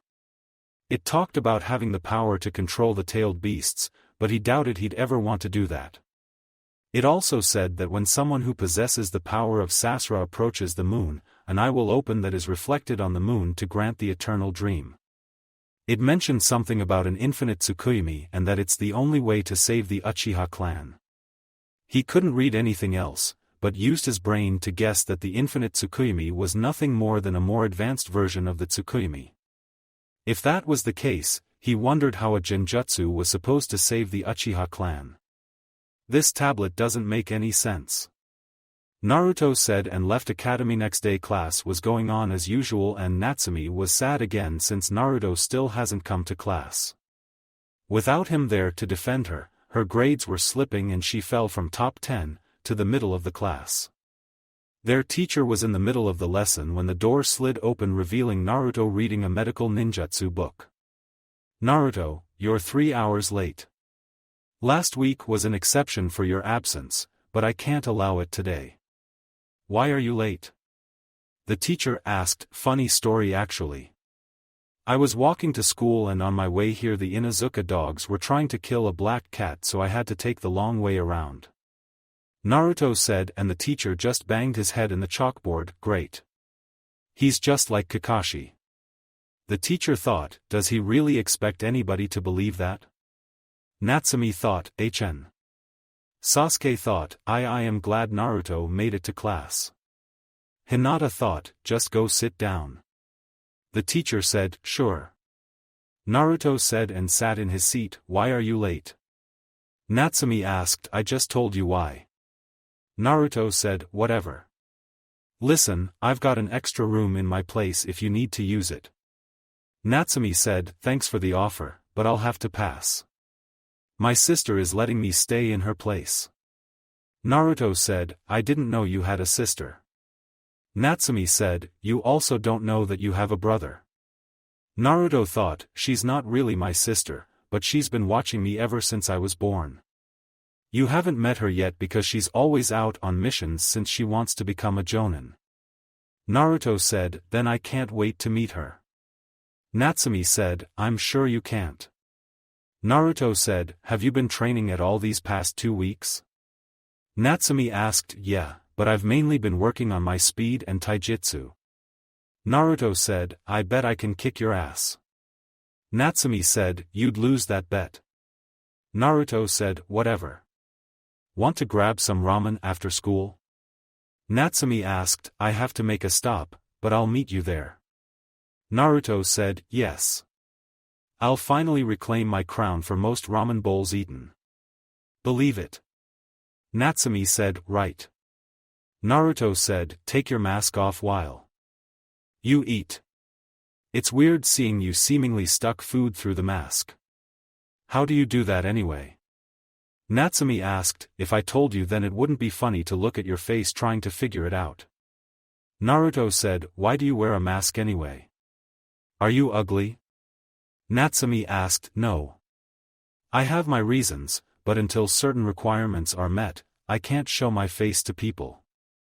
My father was a very powerful man, and if I take my mask off you'd be able to tell who my father is right away. Even though he's dead, his enemies would still come after me and I'm not strong enough to face them. Naruto said, I see. Well, hopefully when you get stronger you can show me your face. Natsumi said, how about this? When I'm able to handle a Jonin-level ninja, I'll stop wearing my mask. Does that sound fair? Naruto asked, yup. Natsumi said, so, how's everything been since I've been gone? Naruto asked, horrible. I fell from the top 10 in class to the middle. I don't understand it. I know I got everything right and I haven't missed a day. I just don't get it. Natsumi said, I see. Well, now that I'm back I'll help you out. Naruto said, thank you. Natsumi said, alright, students. Today we're going to learn about why ninja usually travel in groups. The teacher said and everyone groaned, can I be excused? Naruto asked, you were 3 hours late and you want to be excused? Where do you have to go? The teacher asked, anywhere that's better than here. This crap is boring and you know it. Naruto said, no. If they have to learn it then so do you. Now, pay attention. The teacher said and an Umbu appeared, sorry for the interruption. Naruto Uchiha, Lord Hokage would like to have a word with you. The Umbu said and vanished, fine. Naruto, you're excused. The teacher said, wow. Talk about perfect timing. I'll see you at Ikaraku's later. Naruto said and left, okay. Natsumi said, wow, Natsumi. You've got another date with Naruto. Ino said, it's not a date. Besides, he's like a brother to me if anything. Natsumi said, then why does he only hang out with you? Ino asked, I don't know. You'd have to ask him. Why? Do you like him? Natsumi asked, please. Why would I want Naruto if I have Sasuke for myself? Ino asked, excuse me. Sasuke is mine, pig. Sakura said, what was that forehead? Ino asked, give me a break. Natsumi thought and sat next to Hinata, hi, Hinata. Natsumi said, oh. Hi, Natsumi. Hinata said, you know, if you stop stuttering so much and gain some confidence Naruto might start to notice you. Natsumi said and Hinata turned red, what do you mean? Hinata asked, we all know you like him. Natsumi said, no. You've got it wrong. Hinata said, sure I do. Natsumi said Hokage office, you called for me, old man? Naruto asked, I did. Care to explain where you've been for the past 2 weeks? Hiruzen asked, I was in a secret bunker my father had. Naruto said, where exactly is this bunker located? Hiruzen asked, if I told you it wouldn't be much of a secret. Besides, only me and Natsumi can get inside of it. Naruto said, of course Minato would set it up like that. Anyway, your mission has a 2-week blank period. Ask Natsumi for anything unusual. Hiruzen said, I did.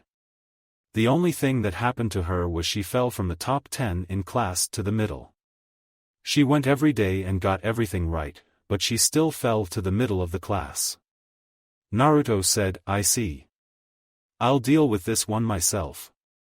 Keep up the work. Hiruzen said, yeah. Oh, and I spoke to your pal, Danzo, 2 weeks back. Naruto said and Hiruzen grew serious, what did he want? Hiruzen asked, the typical join his side for power. Don't worry. I declined and basically threatened him before leaving. He knows about my Sharingan being the strongest in clan history and wants it for his own personal gain. Naruto said, I want to know if he even looks at you next time. Hiruzen said, you got it. Naruto said, now, I'm sure you have time left for class. Get going to the academy. Hiruzen said, actually, I think I'll skip the rest of the day. I was already 3 hours late. Naruto said, why were you late? Hiruzen asked, well, I was on my way to the academy, but then the Inuzuka dogs were trying to kill a black cat. They were blocking the road, so I had to take the long way around. Naruto said, and Hiruzen pinched his nose. You're dismissed, Naruto. Hiruzen said, later. Naruto said and walked out. Naruto, as he was walking around the village, Naruto started to think about his training and what he could do to improve on it. He needed some ninja tools and more clothes for a shinobi, but didn't know where he could find some. All he saw was civilian clothing stores and no ninja stores. He was walking while reading his book until he had a feeling he should look up.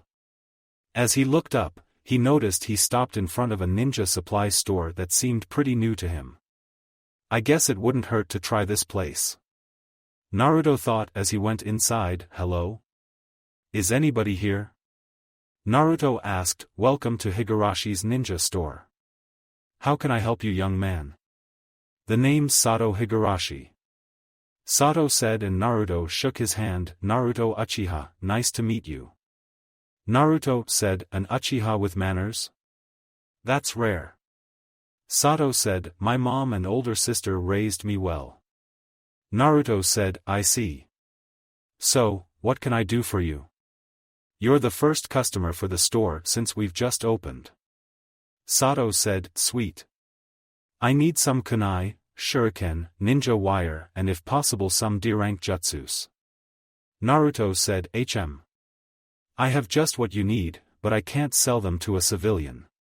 Sato said, but I'm in the academy. It's my second year. Shouldn't that count? Naruto asked, yes. It does. However, since you are still in the academy, I can only give you practice kunai and shuriken. They're less durable than the actual thing, but it's all I can do for an academy student. I can sell you the ninja wire, but only about 10 feet of it. As for D-ranked jutsus, I only have a few and most of them are elemental ninjutsu, so you need to know your chakra nature for those. Sato said, how do I figure out my chakra nature?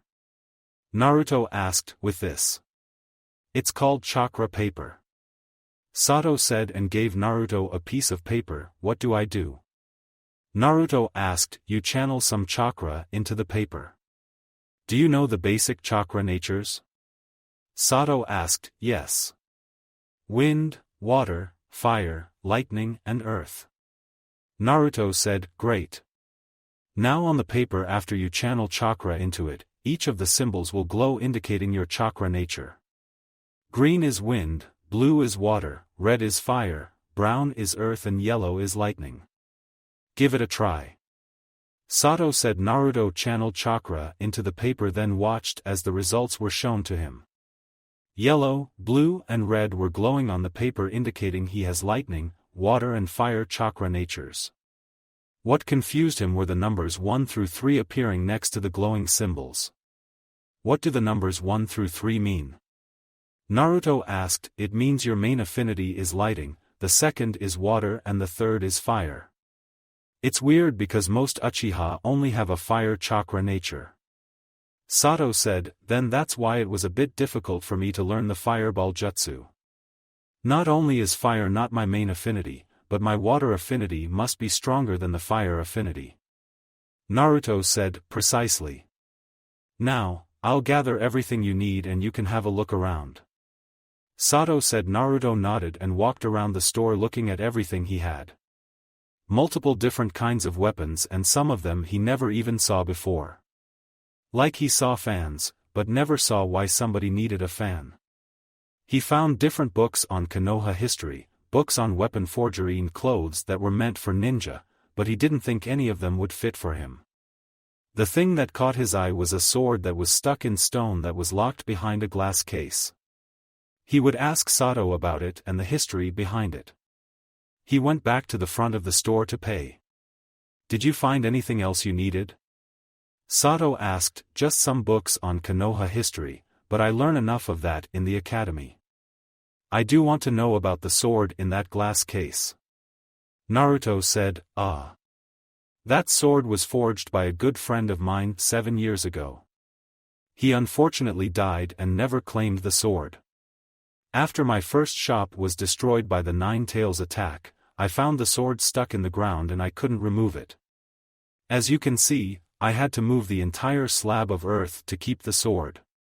Some think that only people the sword deems worthy can hold it, but I personally think only one of his family members can use it.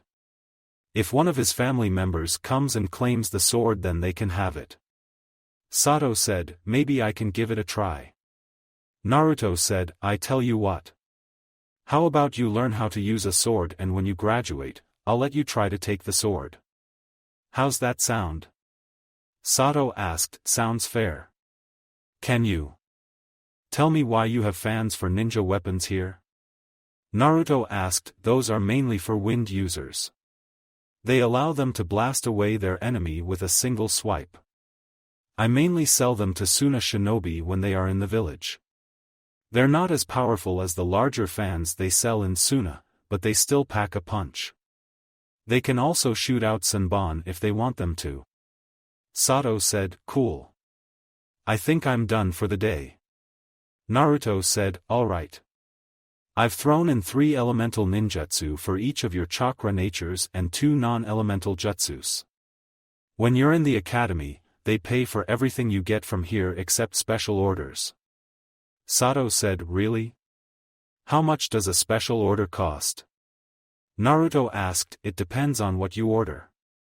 Sato said, I noticed one of your books talked about chakra metal. Is it possible to have some kunai and shuriken made out of that to channel elemental chakra through it? Naruto asked, of course it is. How many do you need? Sato asked, about 500 each. Naruto said, and Sato did the calculations, that's going to cost you about 16,000 yen. Since you won't need them for a few more years, I'll place them on back order. Sato said, what does that mean? Naruto asked, it means that the order is basically delayed. You'll be able to pick them up the day you graduate. If I'm not here, then my daughter will be here. Just tell her your name and she'll get the order for you. Sato said, can I pay for them now? Naruto asked, sure. Since you're the first customer, I'm the new store, I'll throw in the instructions to properly use your chakra natures. Sato said and sealed everything in a scroll for Naruto, thanks. Naruto said and paid for his special order, no problem. If any of your friends need some supplies, tell them about my shop. Sato said, I will. Naruto said and left, he's a good kid. Sato said, Ichiraku Ramen, Naruto still isn't with you today, Natsumi? I am asked, not yet, but he'll be here. I want my crown back as the queen of gluttony. Natsumi said, another challenge? What's the record between you two? I am asked, 10-8. I'm behind by 2. I'm feeling really lucky today. Natsumi said, you said that last time and lost. Naruto said as he entered the ramen shop, oh. Naruto. You're here. I am said, why didn't you get that excited when I came in here? Natsumi asked and I am blushed, WL. It's just that you're always here. I am said, he's here just as much as me. Natsumi said, can we just start? Naruto asked and then Tuchi placed 4 large bowls in front of both of them, alright. Listen up. We've got another gluttony challenge over here. Natsumi has challenged Naruto for the crown. Do you accept the challenge, Naruto? I am asked, of course. Naruto said, everyone gather around and place your bets. I am announced and everyone bet on Naruto winning except for one person, alright. Go. I am said. Naruto and Natsumi began digging into their food at a fast pace while listening to the cheering crowd. Everyone except one person may have bet on Naruto winning, but the competition was something that made sure everyone was cheering. This went on for another 2 hours with Naruto having a 1-bowl lead over Natsumi. Tucci and Iam were working as quickly as possible to keep up with the speed the bowls were being eaten. Natsumi caught up to Naruto and then quickly took a 2-bowl lead. Naruto wasn't going to lose and upped the pace, and now they were tied. Tucci only had enough ramen for 1 bowl, so he made that and sat it between the two of them. Done. Naruto and Natsumi yelled, "We have a tie." Iam said, "What? How?" Natsumi yelled, "It's actually not a tie." Naruto said, "How? You both ate the same amount of ramen bowls and you both split the tie-breaker bowl." Iam said, "I would have won if I didn't drop a noodle on the ground earlier in the contest. When we eat, the rules state that you must eat every noodle and I didn't. She's the winner by the rules we set." Naruto said, and Tucci placed the crown on Natsumi's head. "Yes. Take that. I'm the queen of gluttony." Natsumi said, "You may have won, but you're still behind a game in our little competition." Naruto said, "So then nobody wins any money." Natsumi said, "Not true. I bet on you beating me this time." Naruto said, "How much money did he win?" Natsumi asked, 1.4 million yen. Iam said and gave Naruto the money. "Nice. Pleasure doing business with you. Natsumi, I need you to come with me." Naruto said, and they walked out. "Where are we going?" Natsumi asked. "To the ninja supply shop." Naruto said, and she stopped. "Let me put on a henge so I can get inside." Natsumi said, "There's no need for that. Just trust me on this one." Naruto said, "What if I get kicked out?" Natsumi asked, "Then I'll stop doing business with the owner of the shop." Naruto said, "Higurashi Ninja Store, are you sure I can be in here?" Natsumi asked and looked around. "Of course." Naruto said and walked up to the counter to ring the bell. "Coming." Sato said from the back, "It's me, Naruto. I've brought a friend." Naruto said, "A friend you say? Who is it?" Sato asked as he came from the back. "Go on. Introduce yourself." Naruto said, I am and Natsumi Uzumaki." Natsumi said, "So this is Kushina and Minato's daughter. She's almost an exact replica of Kushina if it weren't for the whisker marks and blue eyes." Sato thought and looked at Naruto, who nodded to him like he knew what he was thinking. "I see. I'm Sato Higurashi. Nice to meet you. Have a look around while I talk to Naruto about his order." Sato said, "Are you sure?" Natsumi asked, "Of course. Since you're an academy student, everything you pick out is paid for by them crept for special orders." Sato said, "Thanks. When I'm Hokage I'll make sure everyone knows about your shop." Natsumi said and ran off. "I'm guessing you already know who she is." Sato said, "More than you know." Naruto said, "How did you find out?" "It's supposed to be a secret." Sato said, "My mom and the Hokage told me." Naruto said, "I see. If they told you then I won't question it. The thing is, does she know you two are related?" Sato asked and Naruto's eyes went wide. "How did you know?" Naruto asked, "Naruto, I was good friends with the 4th Hokage. There are no spiky hair Uchiha and the only people your mother really hung out with were me, Minato, Kushina and Mikoto. It's not hard to figure out who your father was. I bet you look just like him underneath that mask of yours." Sato said, "Fine. To answer your question, no, she doesn't know we're related." Naruto said, "Because of IWA, correct?" Sato asked, "Yes. The 3rd Hokage wants to tell her when she graduates, so hopefully she'll be mature enough to handle it." Naruto said, "Understandable. Well, she's welcome here anytime she wants." Sato said, and then they heard stuff fall over. "Sorry." Natsumi yelled and then another crash was heard. "You may want to hire a cleanup crew." Naruto said, "It's fine. I'll just hire some genin for a D rank mission to clean it up." Sato said, "That's what a D rank mission is?" Naruto asked, "Yeah. It's basically chores for civilians. I used to be a ninja, but I retired after sustaining a brutal leg injury. That's why I walk with this cane. Sato said, I am not looking forward to doing those. Naruto said, if you get lucky enough you'll get a teacher who'll let you do the D-rank missions quickly or won't have you do them at all. Sato said, hopefully. Naruto said, and then Natsumi came back, I'm back. Natsumi said and put some stuff on the counter, paint cans, rope, rubber ducks, stink bombs, glue? What is all of this? Naruto asked, I didn't even know I sold that stuff. Sato mumbled, it's for pranking, duh. Natsumi said, I brought you here to get some ninja supplies, but I clearly wasted my time if this is all you're interested in. Naruto said, but he said the academy pays for all of this. Natsumi said, they do, but you have nothing to train with in here. I saw your gear and that is why I brought you to Sato.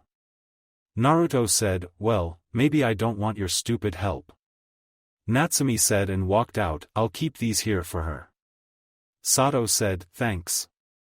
Naruto said and walked out of the store training ground. Naruto was sitting down in a meditative position when all of a sudden his eyes snapped open and kunai started flying at him from all directions.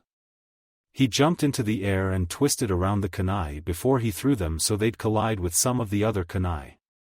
He heard 11 thumping noises and then landed on the ground with a smirk on his face. He looked around and saw 10 targets with a kunai in them. He looked behind him and saw a target behind a big rock with a kunai embedded inside of it. He sighed and took a drink of water before looking to his left.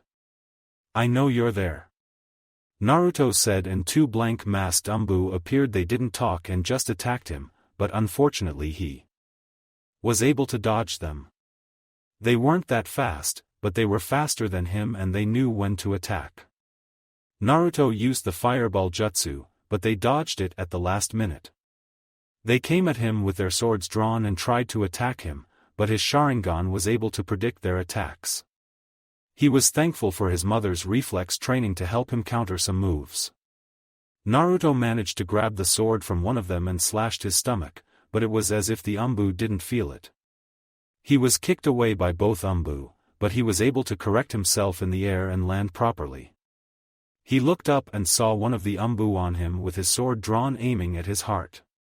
Naruto's Manjikyu Sharingan activated and then he suddenly switched places with the other Umbu who was stabbed through the heart instead of him.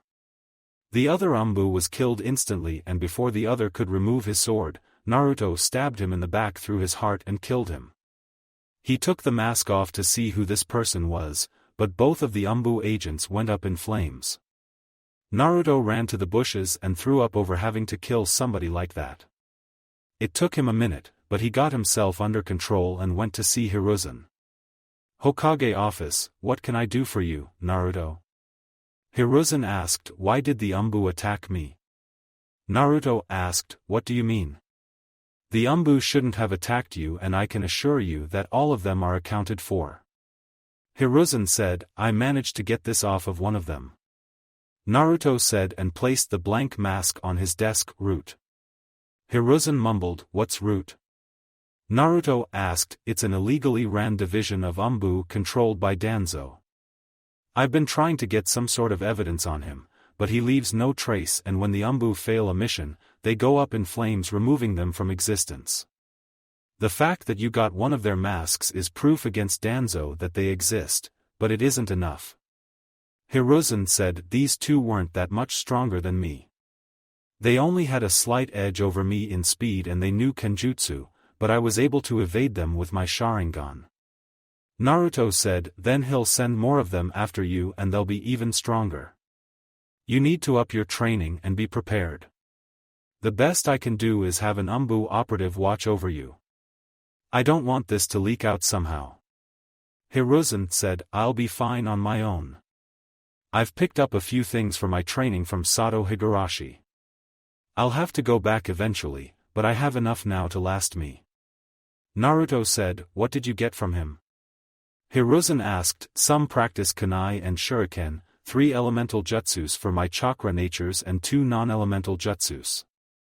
Naruto said, chakra natures? Which ones do you have? Hiruzen asked. Lightning, water, and fire. Naruto said, interesting. Most Uchiha normally have a fire chakra affinity and then copy other jutsus. Hiruzen said, he said the same thing. He also has a sword that apparently nobody has been able to use and he'll. Let me try to take it after I graduate. That means I'll need a kenjutsu teacher. Naruto said, well, I can't help you out since it would be showing favoritism. I also can't tell you that there's a kenjutsu area in the shinobi section of the library. Hiruzen said, and Naruto caught on to what he was doing. It's okay. I guess you can't tell me that since the civilians run the library, there's no security after it closes in 5 minutes. Naruto said, that is correct. Now, I must get back to my work. Hiruzen said, one more thing. It's getting harder and harder for me to do the clone jutsu. Natsumi has the same problem. Is there a way you can't help me with this problem? Naruto asked. You are correct. There is absolutely no way I can allow you to take this scroll on different types of clones. Hiruzen said, as a scroll mysteriously rolled to Naruto's feet. Right. I thank you for being honest and not getting my hopes up. I'll be happy to throw this in the trash for you since you have more work to do. Naruto said and picked up the scroll. That is most kind of you. Hiruzen said, I'll be going. Naruto said and left. Naruto, after sneaking into the library and finding what he needed, Naruto went to Kurenai's apartment to sleep for the night. On his way there, he heard sounds coming from an alley and rushed into the alley to see a group of civilians and genin beating up Natsumi. He activated his Sharingan and jumped into action. He used genjutsu on the genin who were unable to break it and simply knocked out the civilians before going over to Natsumi. Natsumi, are you okay? Naruto asked and she slowly opened her eyes. I think I'll be okay. Natsumi said, come on. I'll take you home. Naruto said and she climbed on his back. How did you know I was getting beat up? Natsumi asked. I was on my way to my sister's house and I heard noise in the alley. Naruto said, why is it always you saving me? Why do you hang out with me so much? Natsumi asked, because I care about you. You mean more to me than you could imagine at the moment. Naruto said and her eyes started to close. I wish you were my real brother. Natsumi said, before she fell asleep, all will be revealed in due time. I just hope you can get strong and mature enough. Naruto thought he entered her house and placed her on the bed. He was about to leave, but not before leaving some of his practice ninja tools for her and some tips on how to use them. He opened the scroll that Hiruzen didn't give him and saw a jutsu known as the Shadow Clone Jutsu and wrote down the instructions for Natsumi. This jutsu was almost made for somebody like them with huge chakra reserves. While Naruto's were large for his age since he already had low chunin reserves, Natsumi most likely had more chakra than an elite jonin right now. He wrote down some chakra control exercises for her as well and then finally left. He had 5 more years until he graduated and began his ninja career. His main priority right now was to become as strong as he possibly could before he would become part of a genin team. Kenjutsu, ninjutsu, taijutsu, genjutsu and medical ninjutsu was everything he would be working on for the next 5 years. He may have to skip some days of school, but he really didn't care since they weren't really learning anything. 6 years have gone by and Naruto has grown to an acceptable level. He was a mid-chunin level ninja with some field experience thanks to him constantly having to fight off Danzo's root Umbu that he sent after him. Naruto was thankful for them attacking and trying to capture him because it helped him hone his skills. He was so thankful that he sent Danzo a thank you letter in the mail, which was written on the back of an explosive tag. He trained exactly how his mother trained him and even added more to the regime thanks to Anko and Kurenai giving him some tips. He was an all-around shinobi having trained in every aspect of being a ninja and didn't finish anything until he had it down completely. Natsumi called him a perfectionist, but Naruto told her that he didn't want to make any mistakes in battle. His ninjutsu was high level thanks to him increasing his arsenal, but he didn't learn anything higher than a C-rank jutsu. His lightning ninjutsu was his best since that was his strongest affinity, and he learned to shorten the hand signs for his lighting jutsus. He learned lightning beast, lightning ball, lightning fish, electromagnetic murder and thunderclap arrow. His water affinity was strong, but he wanted to be able to grab water from the air like Tobirama Senju, and he would work on that all the time. Water style, raging waves, water style, liquid bullets, water clone jutsu, water style, raging rapids and water style, water wall were all the water jutsus he's learned so far. His fire affinity was good, but it would always be his weakest affinity since he had a strong affinity to water. Fire style, fireball jutsu, fire style, phoenix flower jutsu and fire style, dragon flame jutsu were all the fire jutsus he knew. His taijutsu was about low to mid chunin level, which was good for him at his age. He never worried about not being good enough since he knew he could always improve. His fighting style revolves around using pressure point attacks to damage his opponent's vital points, and he was a completely physical fighter. Adding that with his Sharingan's ability to slow down his opponent so he can see their moves, and it would be a deadly combination as he got stronger. His speed was low Jonin level thanks to the resistance seals he wore. He took them off once a year and ran around the village to get used to his speed.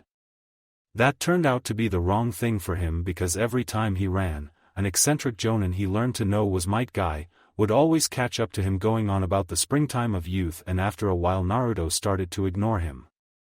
His genjutsu was arguably the best in the village thanks to his Sharingan, but he learned a few that worked without his Sharingan as he was keeping it a secret. His Fuinjutsu skills were good as well since he reached level 5 on his own, which impressed Hiruzen. His medical ninjutsu was good, but he could use some work on it, and the nurses in Konoha were useless since they barely knew what they were doing. He learned the mystic palm jutsu, medical water jellyfish and water mosquito. His kenjutsu skills were low chunin level as Anko and Kurinai introduced him to their friend Yugao, who was a kenjutsu specialist. They were shocked when Naruto said he knew she was a member of the Umbu Black Ops, and when they asked how he knew, he simply told them that she's the only person other than Anko with purple hair in the village. His Manjikyu was never used again after the first time against the Umbu since he wanted to focus on his other skills and not become too reliant on the Manjikyu. He read the tablet again and confirmed his suspicions that it was being tampered with because his ability was now on there. His ability was called Amenoda Jikara, which allowed him to shift himself between spaces, causing anything currently occupying the space he targets to swap places with him. He didn't know who was tampering with the tag, but it must have been somebody able to sneak into Konoha unnoticed. Over the years he became friends with Ino Yamanaka, who was one of Sasuke's fangirls, but she was pretty smart. She cared more about her looks than her skills, but that changed when Natsumi embarrassed her in a spar they had. She went home after then and had her father teach her some of their clan jutsus. Naruto recommended that she learn something else as well, but she said she'd wait for her Jonin instructor to teach her something. She still had her fangirl moments, but she was a good friend to Naruto. Natsumi was still the same except she grew taller. Her skills were at a mid-genin level and she always tried to push herself too hard to reach Naruto's level, but he explained that she should work at her own pace and rest was important. She knew the shadow clone jutsu and like Naruto she learned it with ease. However, during the academy she kept trying to do the clone jutsu as she would get teased and bullied for not being able to do the simplest jutsu. Her classmates nicknamed her Tomato thanks to her red hair, and she turned into a menace whenever somebody called her that. Teachers started to call her the second coming of the red-hot habanero, and they were terrified of her. The only person able to calm her down when she went on a rampage was Naruto, but he barely showed up to the academy. His attendance caused him to be at the bottom of the class, but he didn't care. Graduation came by this week and everyone was separated into groups to get everything done quicker throughout the week. He was late to his, but he had an actual reason.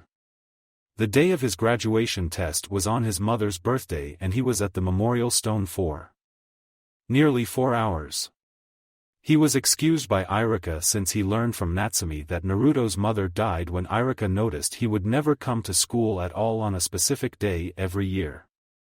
Right now Naruto was sitting in class watching the remaining students take the test for their headbands. Ino and Sakura were arguing over Sasuke with his other fangirls who Naruto wondered how they even passed. Kiba was bragging about his skills to Shino, Choji and Shikamaru were in the middle talking to each other and Natsumi was patiently waiting for her turn. "Hurry up. I'm ready for this damn test." Natsumi said, "Relax. You're up next if I'm not mistaken." Naruto said, "It's not, she'll pass. She can't even do the clone jutsu." Kiba said and everyone laughed at Natsumi except Ino and Naruto. "How about a bet, Kiba?" Naruto asked, "What's the bet?" Kiba asked, "I bet Natsumi will pass the test with flying colors." Naruto said, "Oh yeah. If she doesn't then she has to be my servant for the next 3 months." Kiba said, "Alright. When she does, you have to lick your dog's ass." Naruto said, "Hell no." Kiba said, "Oh? Is that Kiba denying a bet? Are you a pussycat?" Naruto asked and that set Kiba off. "Deal." Kiba said and shook Naruto's hand. "Dumbass." Natsumi thought, "Natsumi Uzumaki, you're up." Iruka said, "You got this girl." Ino said, "I know." Natsumi said, "Use the shadow clones." Naruto whispered, "I can't. It has to be the clone jutsu." Natsumi whispered, "No, it has to be a clone jutsu."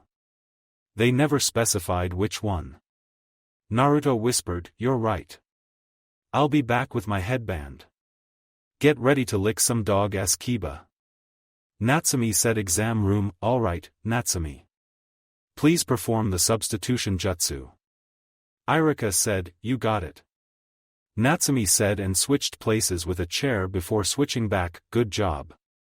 Next, perform the henge." Iruka said, "Okay." Natsumi said and had a devious grin. "No wait."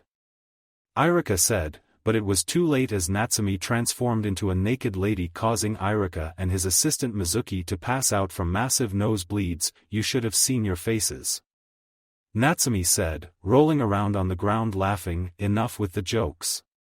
Iruka yelled and did his infamous big head jutsu. "Sorry. Sheesh. Learn to live a little." Natsumi said, "Okay. Now the last part. Please create 3 clones." Iruka said, "Come on, Natsumi. You can do it." Iruka thought, "Go on, Natsumi. Show us why you're such a failure.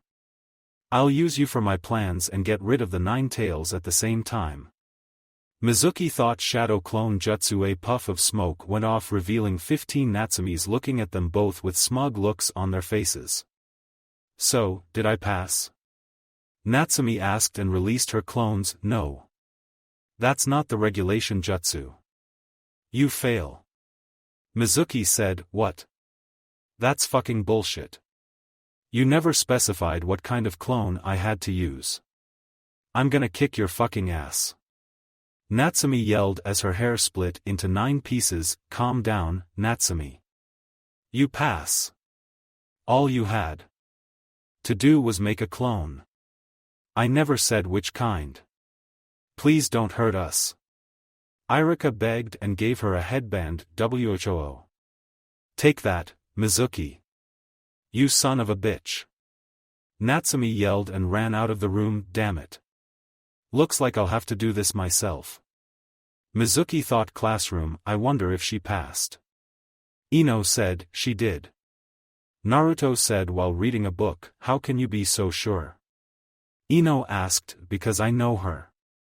Naruto said and the door was kicked open. "I passed, bitches." Natsumi yelled, "Whoo. Ino yelled and ran to give her a hug. "What? There's no way you passed." Kiba yelled, "Well, I did. Believe it." Natsumi said, "You know what that means, right, Kiba?" Ino asked and he paled. "No. I'm not doing it." Kiba said, "A deal is a deal." Lick Akamaru's ass. Natsumi said, and Akamaru plumped his in up for Kiba as if he understood what was going on. You can't make me.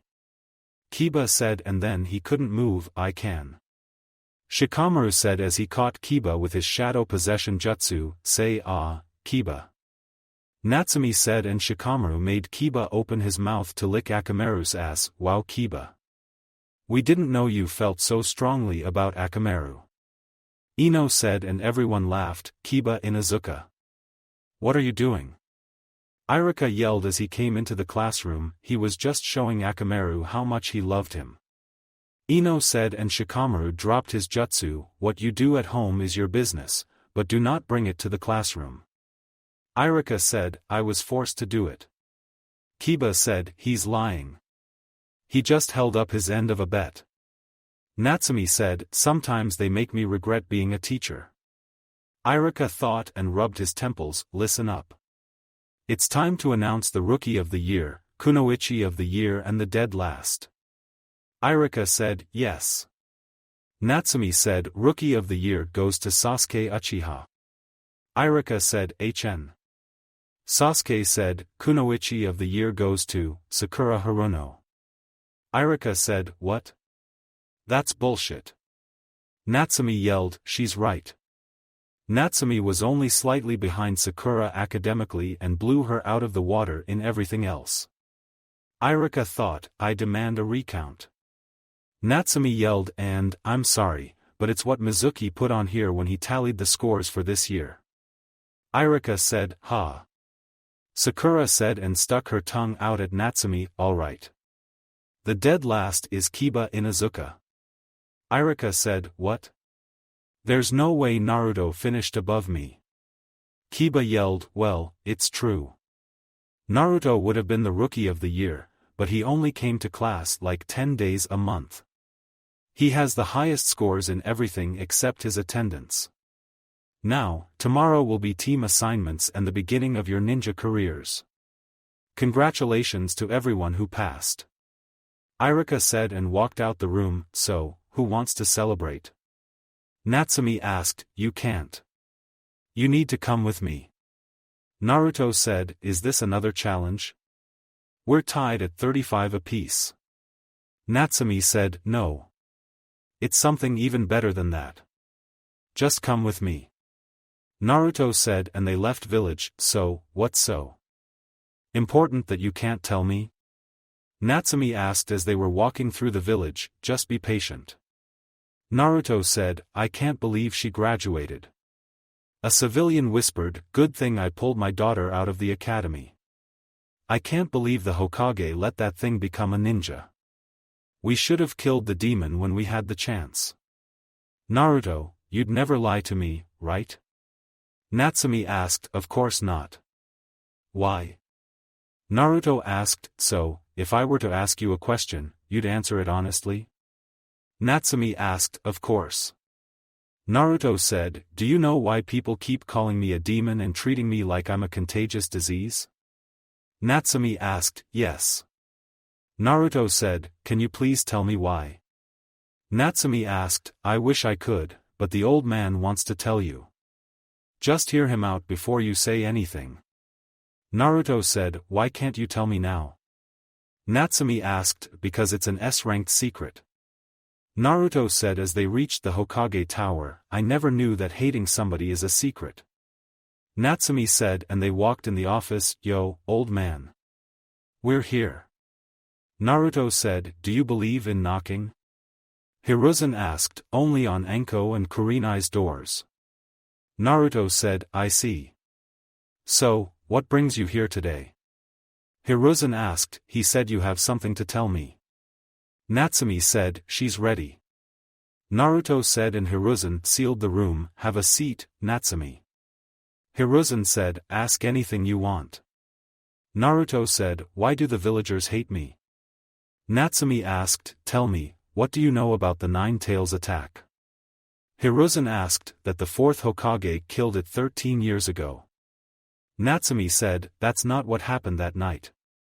The Nine Tails was defeated, but it was not killed. In order to stop a tailed beast, you must find a suitable container and then seal it away. 13 years ago on October 10th, a baby was born and lost her parents to the wrath of the Nine Tails. That baby was chosen by the fourth Hokage to hold the Nine Tails and keep it from attacking the village. Hiruzen said, and her eyes widened, I was that baby. Natsumi said, yes. You are what's known as a jinchuriki.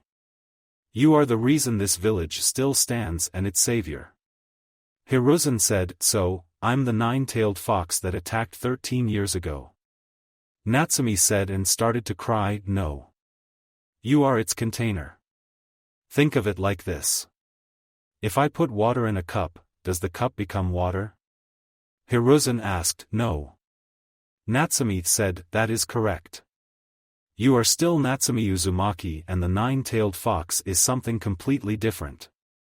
Hiruzen said, then if that's the case, why did they attack me? I was just an innocent little girl. Natsumi said, the people of this village hate and fear what they do not understand. However, your family would be ashamed of them if they knew how you were being treated. I tried to let you live a normal life and get adopted into a nice family by labeling this an S-ranked, but somebody leaked the information about you being the Nine Tails Jinchuriki to the village. I'm sorry for not telling you sooner, but you just weren't ready to handle the truth. Hiruzen said, you said my family would be ashamed of them, correct? Who are they? Do I have any family left? Natsumi asked, here. Hiruzen said and gave her a picture, who are these people? Well, I know the fourth Hokage, but who's the lady with the nice hair? Natsumi asked, her name is Kushina Uzumaki. However, if she were alive you'd call her mom. Hiruzen said, mom. She's beautiful. Natsumi said, she was easily one of the most beautiful women when she was alive. She's been with your father since they graduated from the academy and then 13 years later, you were born. Hiruzen said, I hope my mom never got teased like I did. Natsumi said and Hiruzen chuckled, oh she has, but for different reasons. She was teased and picked on because of her red hair and also because she was considered an outsider. Hiruzen said, why? Natsumi asked, because she was originally from the Uzushiogakure in the land of whirlpools. It was the home of the Uzumaki clan. Sadly after she moved here, the entire Uzumaki clan was destroyed. Hiruzen said, so they picked on her because she wasn't born here? Natsumi asked, yes. She was nicknamed Tomato because of her red hair. She was such a tomboy that she'd beat up anybody who messed with her. Her nickname around the village was the Red Hot-Blooded Habanero. Hiruzen said, so, when the people called me the second coming of the Red Hot-Blooded Habanero, I reminded them of my mom? Natsumi asked, yes. It's funny because like you, only one person was able to calm her down if she went on a rampage. Hiruzen said, my dad. I guess you have something in common with my dad, Naruto. Natsumi said, you have no idea. Naruto thought, now, you do have some family left alive. A godfather, a distant cousin and a brother. Hiruzen said, where the hell are they? Natsumi asked, your godfather is out of the village since he runs our spy network. The money you receive every month comes from him. Your distant cousin has been out of the village for over 20 years and probably doesn't even know you exist. Hiruzen said, what about my brother? Why hasn't he been around? Does he hate me like everyone else? Natsumi asked, no. Hiruzen said, well, he hasn't been here for me so he can kiss my ass. I don't need him. Naruto's my brother and that's all that matters. Natsumi said, listen, Natsumi. Your brother loves you very much and has been protecting you ever since he found out about you. Hiruzen said, then why hasn't he said anything to me? Natsumi asked, because I ordered him not to. You see, he's your half-brother and was born into one of the most powerful clans. Your father had another baby that was born exactly 2 months before you. I ordered him to not say anything to you because that would paint an even bigger target on your back. Hiruzen said, what do you mean? Natsumi asked, as you know from the academy, IWA hold a grudge against your father because of what he did during the Third Shinobi War. Had news leaked about him having any children, they would have tried to kill you. Kyumo had a certain incident with your mother that I'll tell you another time, and they would have tried to get you as well. Had you known who your brother was at a younger age, you would have painted an even bigger target on your back and his because his clan didn't like him. They called him the half-breed of the clan. Hiruzen said, "You're right. I would have screamed it to the mountains who my brother was." "So, who is he?" Natsumi asked. "I'll let him introduce himself." Hiruzen said and nodded at Naruto. "You know who he is?" Natsumi asked. "You're looking at him." "My name is Naruto Uchiha Namikaze. Minato Namikaze is my father and Sayuri Uchiha is my mother," Naruto said, as he took his mask off, revealing that he looked exactly like Minato with black hair and darker eyes. "You're my brother?" Natsumi asked, and Naruto nodded. "I couldn't exactly tell you, but I've known since the day after I first met you. I was supposed to keep my distance from you, but that wasn't going to happen, so I was assigned an S-ranked mission to protect you from any civilian or ninja that tried to harm you. Now that you've graduated the academy, my mission is complete," Naruto said, and Natsumi gave him a bone-crushing hug. "I can't believe it. This whole time I've been saying you're my brother and only family I have, but I was telling the truth without even knowing," Natsumi said, and Naruto hugged her back. "Now that you know about your family, what are you going to do?" Hiruzen asked. "I'm gonna train even harder than before. I have a clan to represent." Natsumi said. "That is good to hear. Now, you must keep this a secret to keep it from spreading to the other nations. I'll reveal your heritage the moment you can handle a Chunin-level ninja. So, in 6 months I want you to be a Chunin-level shinobi." Hiruzen said. "What about Naruto?" Natsumi asked. "I'm already a Chunin-level ninja. Mid-Chunin to be exact," Naruto said, and put his mask on. "That's not fair." Natsumi said. "You spent most of your time pranking the village. While I was training, you were playing. Did you even use any of the material I gave you other than the shadow clones?" Naruto asked. "Sort of. I did all those chakra control exercises and looked at that taijutsu style. Other than that I haven't looked at anything else." Natsumi said. "You need to train seriously now. I can't have my little sister being weak," Naruto said, and ruffled her hair. "Stop that. You're only older than me by 2 months. It doesn't count," Natsumi said, and turned her head away. "As funny as this is, I believe I have something for you both," Hiruzen said, and gave both of them a scroll. "What's in it?" Natsumi asked. "I don't know. The last thing Kushina said to me was that they had these scrolls left for the two of you," Hiruzen said, and they unsealed the contents of the scrolls. "What is this?" Natsumi asked. "It looks like your mom left some ninjutsu scrolls for you and her Konoha headband," Hiruzen said. "Cool. Hey, what did you get?" Natsumi asked. "A bunch of tri-pronged kunai and some space-time ninjutsu scrolls." Naruto said. "Well, it seems the two of you have some work to do.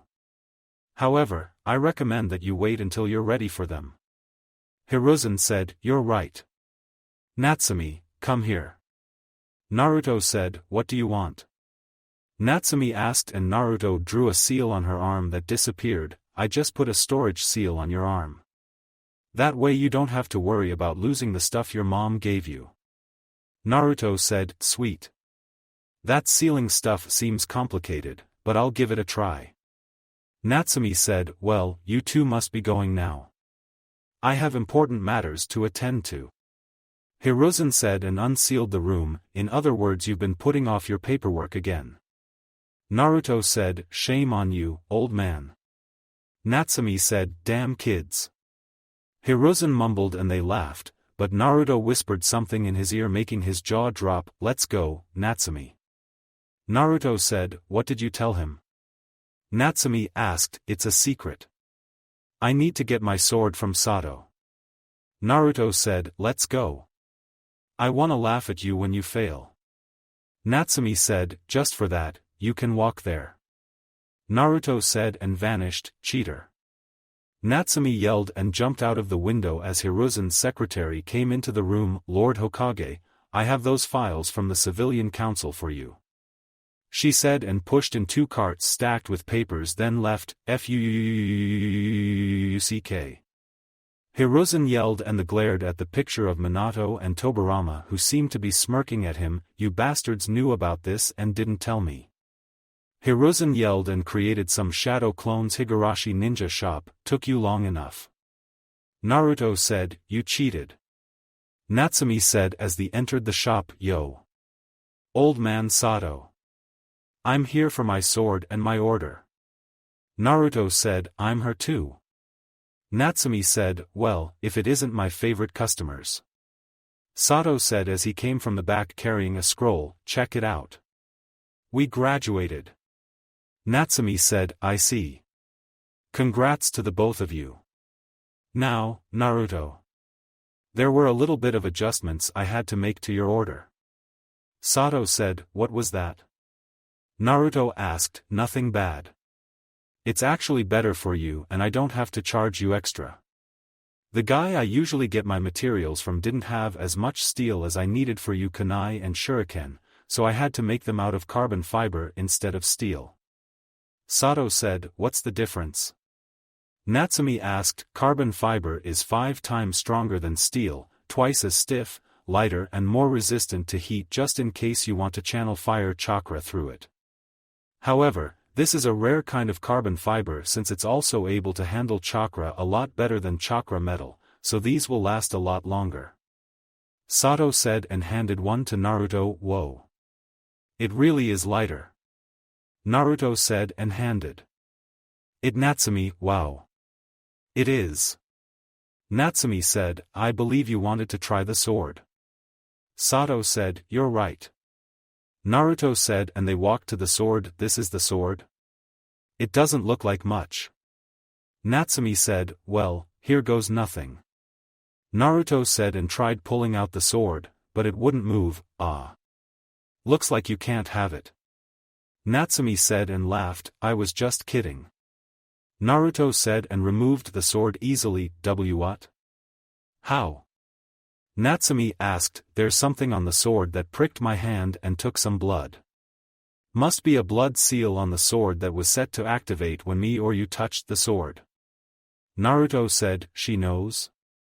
Sato asked, just found out. Naruto said as he was checking out his sword, that's right. Natsumi said, I see. Now, I have the scabbard for your chikudo in the back. Sato said and went to the back. What's a chikudo? Natsumi asked, that's the kind of sword this is. Naruto said, I knew that.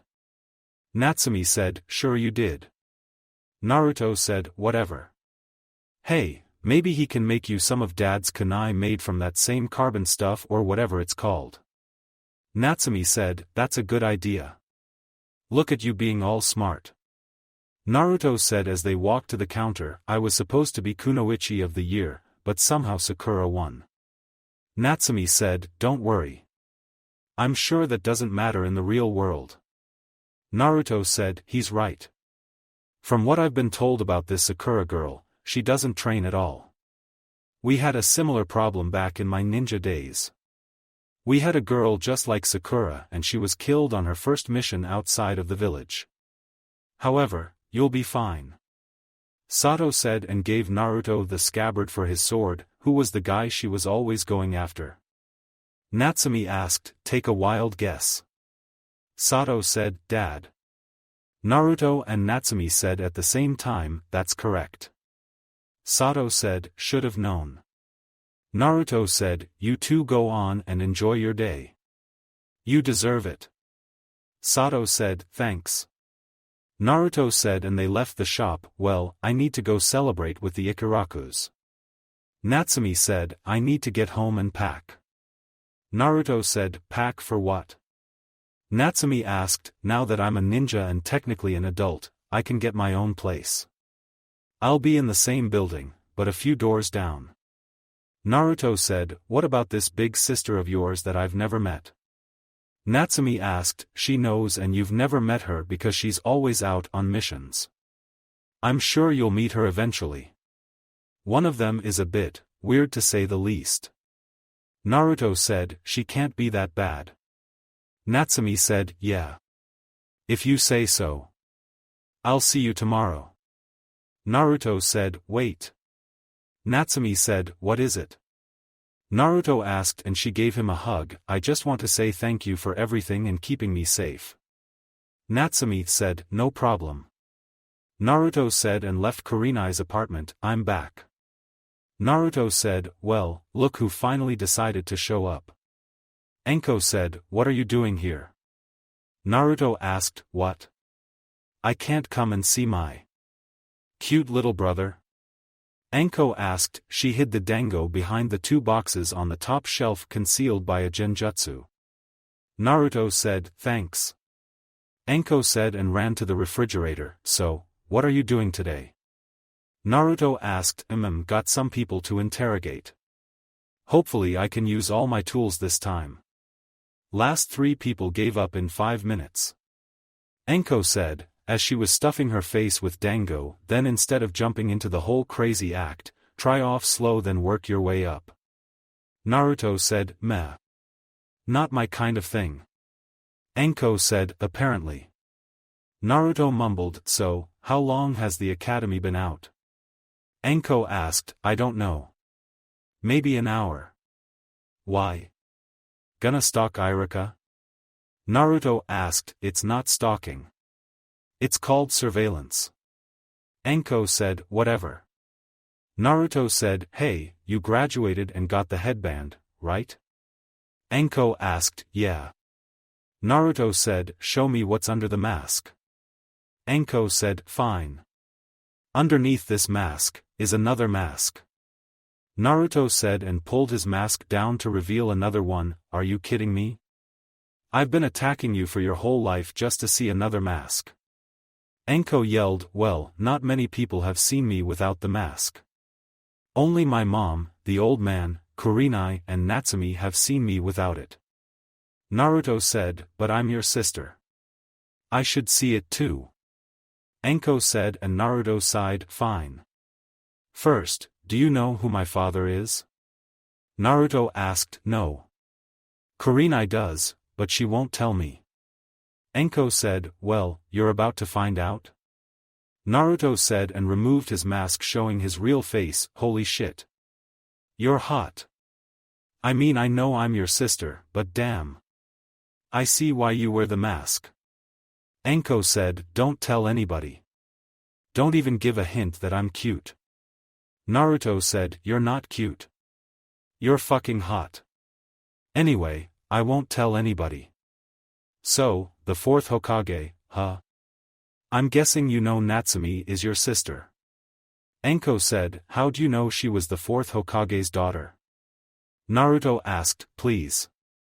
A redhead girl with blue eyes, a heavy ramen addiction, a habit of screaming about becoming Hokage, a temper that scares adults and hair splitting into 9 pieces when she's angry? If that doesn't scream Kushina then I don't know what would. Enko said, well, when you put it like that I guess it is kind of obvious. Naruto said, I can't wait to meet her and mess with her. Enko said, that is something I don't mind waiting for. Anyway, when will Kurenai get back? Naruto asked, she should be back by tonight. Why?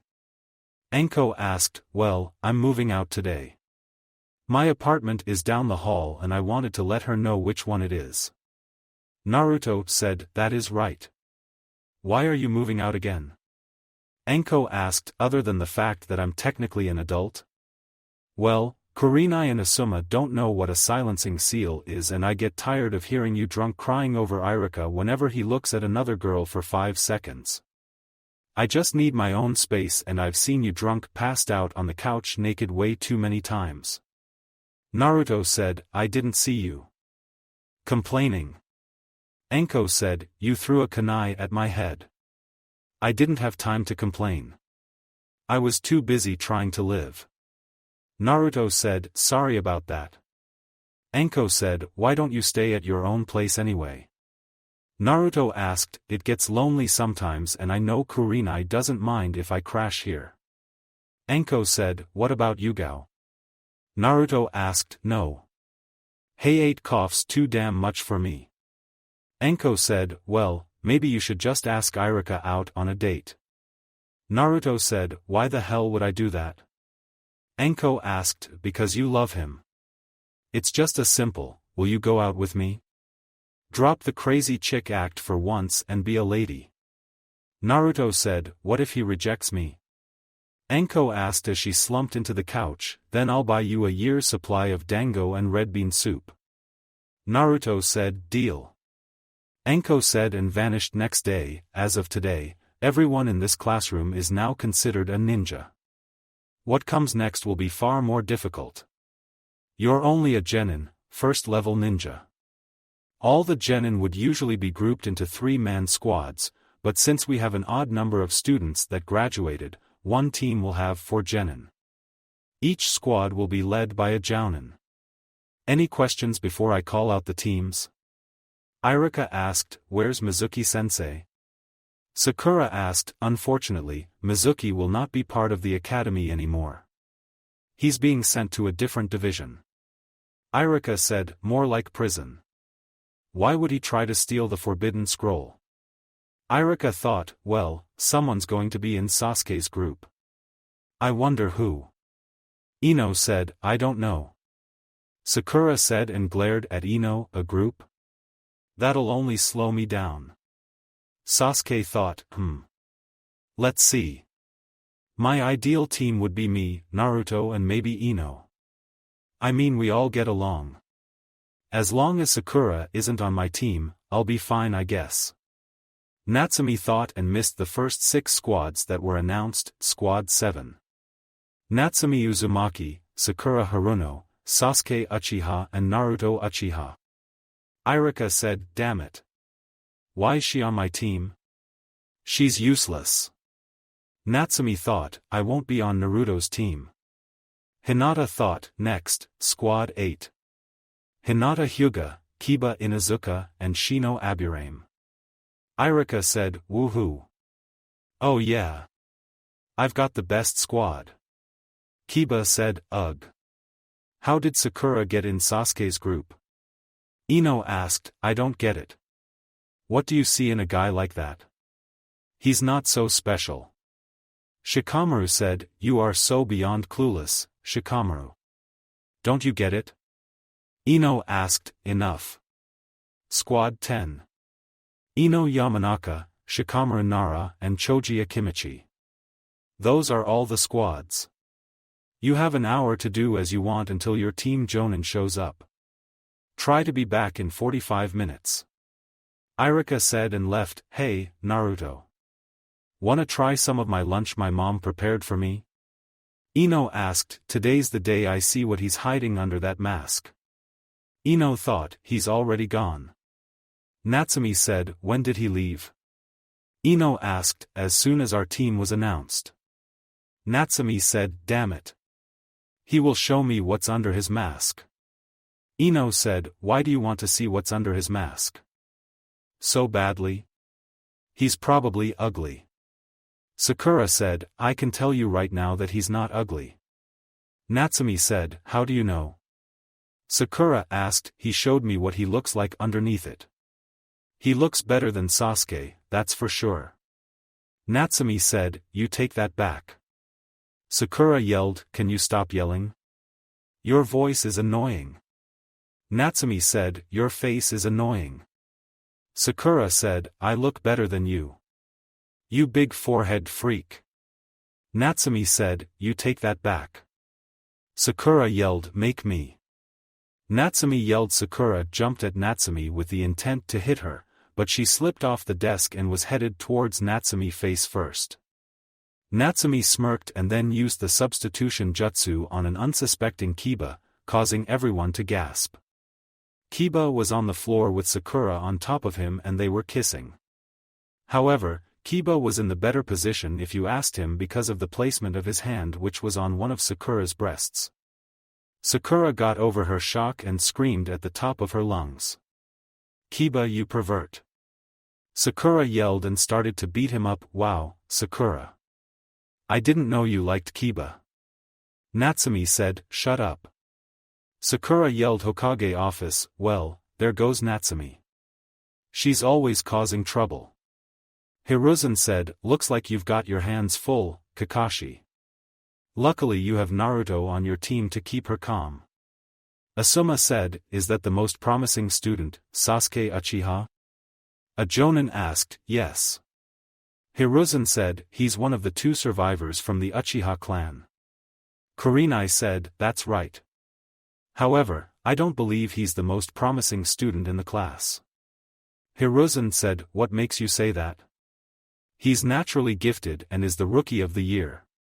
A Jonin said, that may be true, but there's another in that class who could have easily taken that title if he actually showed up to class. Hiruzen said, Naruto. Kurenai said, the half-breed? A Jonin asked, she's telling the truth. He trains non-stop and the only time he's not training is when he wants to take a break for a few days. Asuma said, I'm guessing the days he wasn't training were the days he decided to go to the academy. A Jonin said, that is correct. However, he was always late to class. Kurenai said, why was he late? Asuma asked, he claimed to be walking, but the Inuzuka dogs would be trying to kill Black Cat, so then he'd always have to take the long way around. Kurenai said, and everyone looked at Kakashi. What? It sounds like a reasonable excuse to me. Kakashi said, of course it does. Kurenai mumbled, you all have your teams. It's time to go and meet them. You have until tomorrow to test them and report back to me. Hiruzen said, and all the Jonin vanished. Ninja Academy. So, what do you think of my team, Ino? Natsumi asked, I wish I was on your team instead of Sakura. At least she has another girl to talk to. I'm stuck with Lazy Bones and the Bottomless Pit. Ino said, I highly doubt Sakura and I would talk. If we do, it'll probably be an argument. Natsumi said, well, hopefully we can get this day over with and go shopping. Ino said, shopping for what? I'm already stocked up on ninja supplies. Natsumi said, for cute dresses and stuff. Sure, we're ninja, but we have time off. I'm sure we'll get to go out and have fun. Ino said, I guess you're right. Hey, Hinata, do you want to come with us? I'm sure you can find something to impress Naruto. Natsumi said, and Hinata blushed, I don't know what you mean. Hinata said and started to poke her fingers together, why would any girl want to date him? He's just a half-breed. Kiba said, a half-breed that constantly kicked all of your asses without even trying during a spat. Oh, and I also don't lick dog ass. Naruto said, when did you get back? Natsumi asked, 5 minutes ago. Naruto said, where'd you go? Ino asked, to place an order. I only came back because I thought our Jonin instructor would be here by now. Naruto said and stood up, now where are you going? Natsumi asked, to talk to my mom. Naruto said, oh. Natsumi said, you shouldn't leave. Our sensei could be here any minute. Sakura said, I'm sure my reputation has already gotten around. Whoever it is should expect me to be late. Naruto said and left. Natsumi, how long has it been since his mom died? Ino asked, she died right before the Uchiha massacre. Naruto only survived because he isolated himself from everybody. Natsumi said, how'd she die? Ino asked, from what I know she had a disease that none of our doctors. Thank you for watching. I hope you enjoyed it. Make sure to like and subscribe, and don't forget to share this video with your friends. Guys, make sure to help the author by visiting the link in the description. This is Fox Sage, and I'm signing off.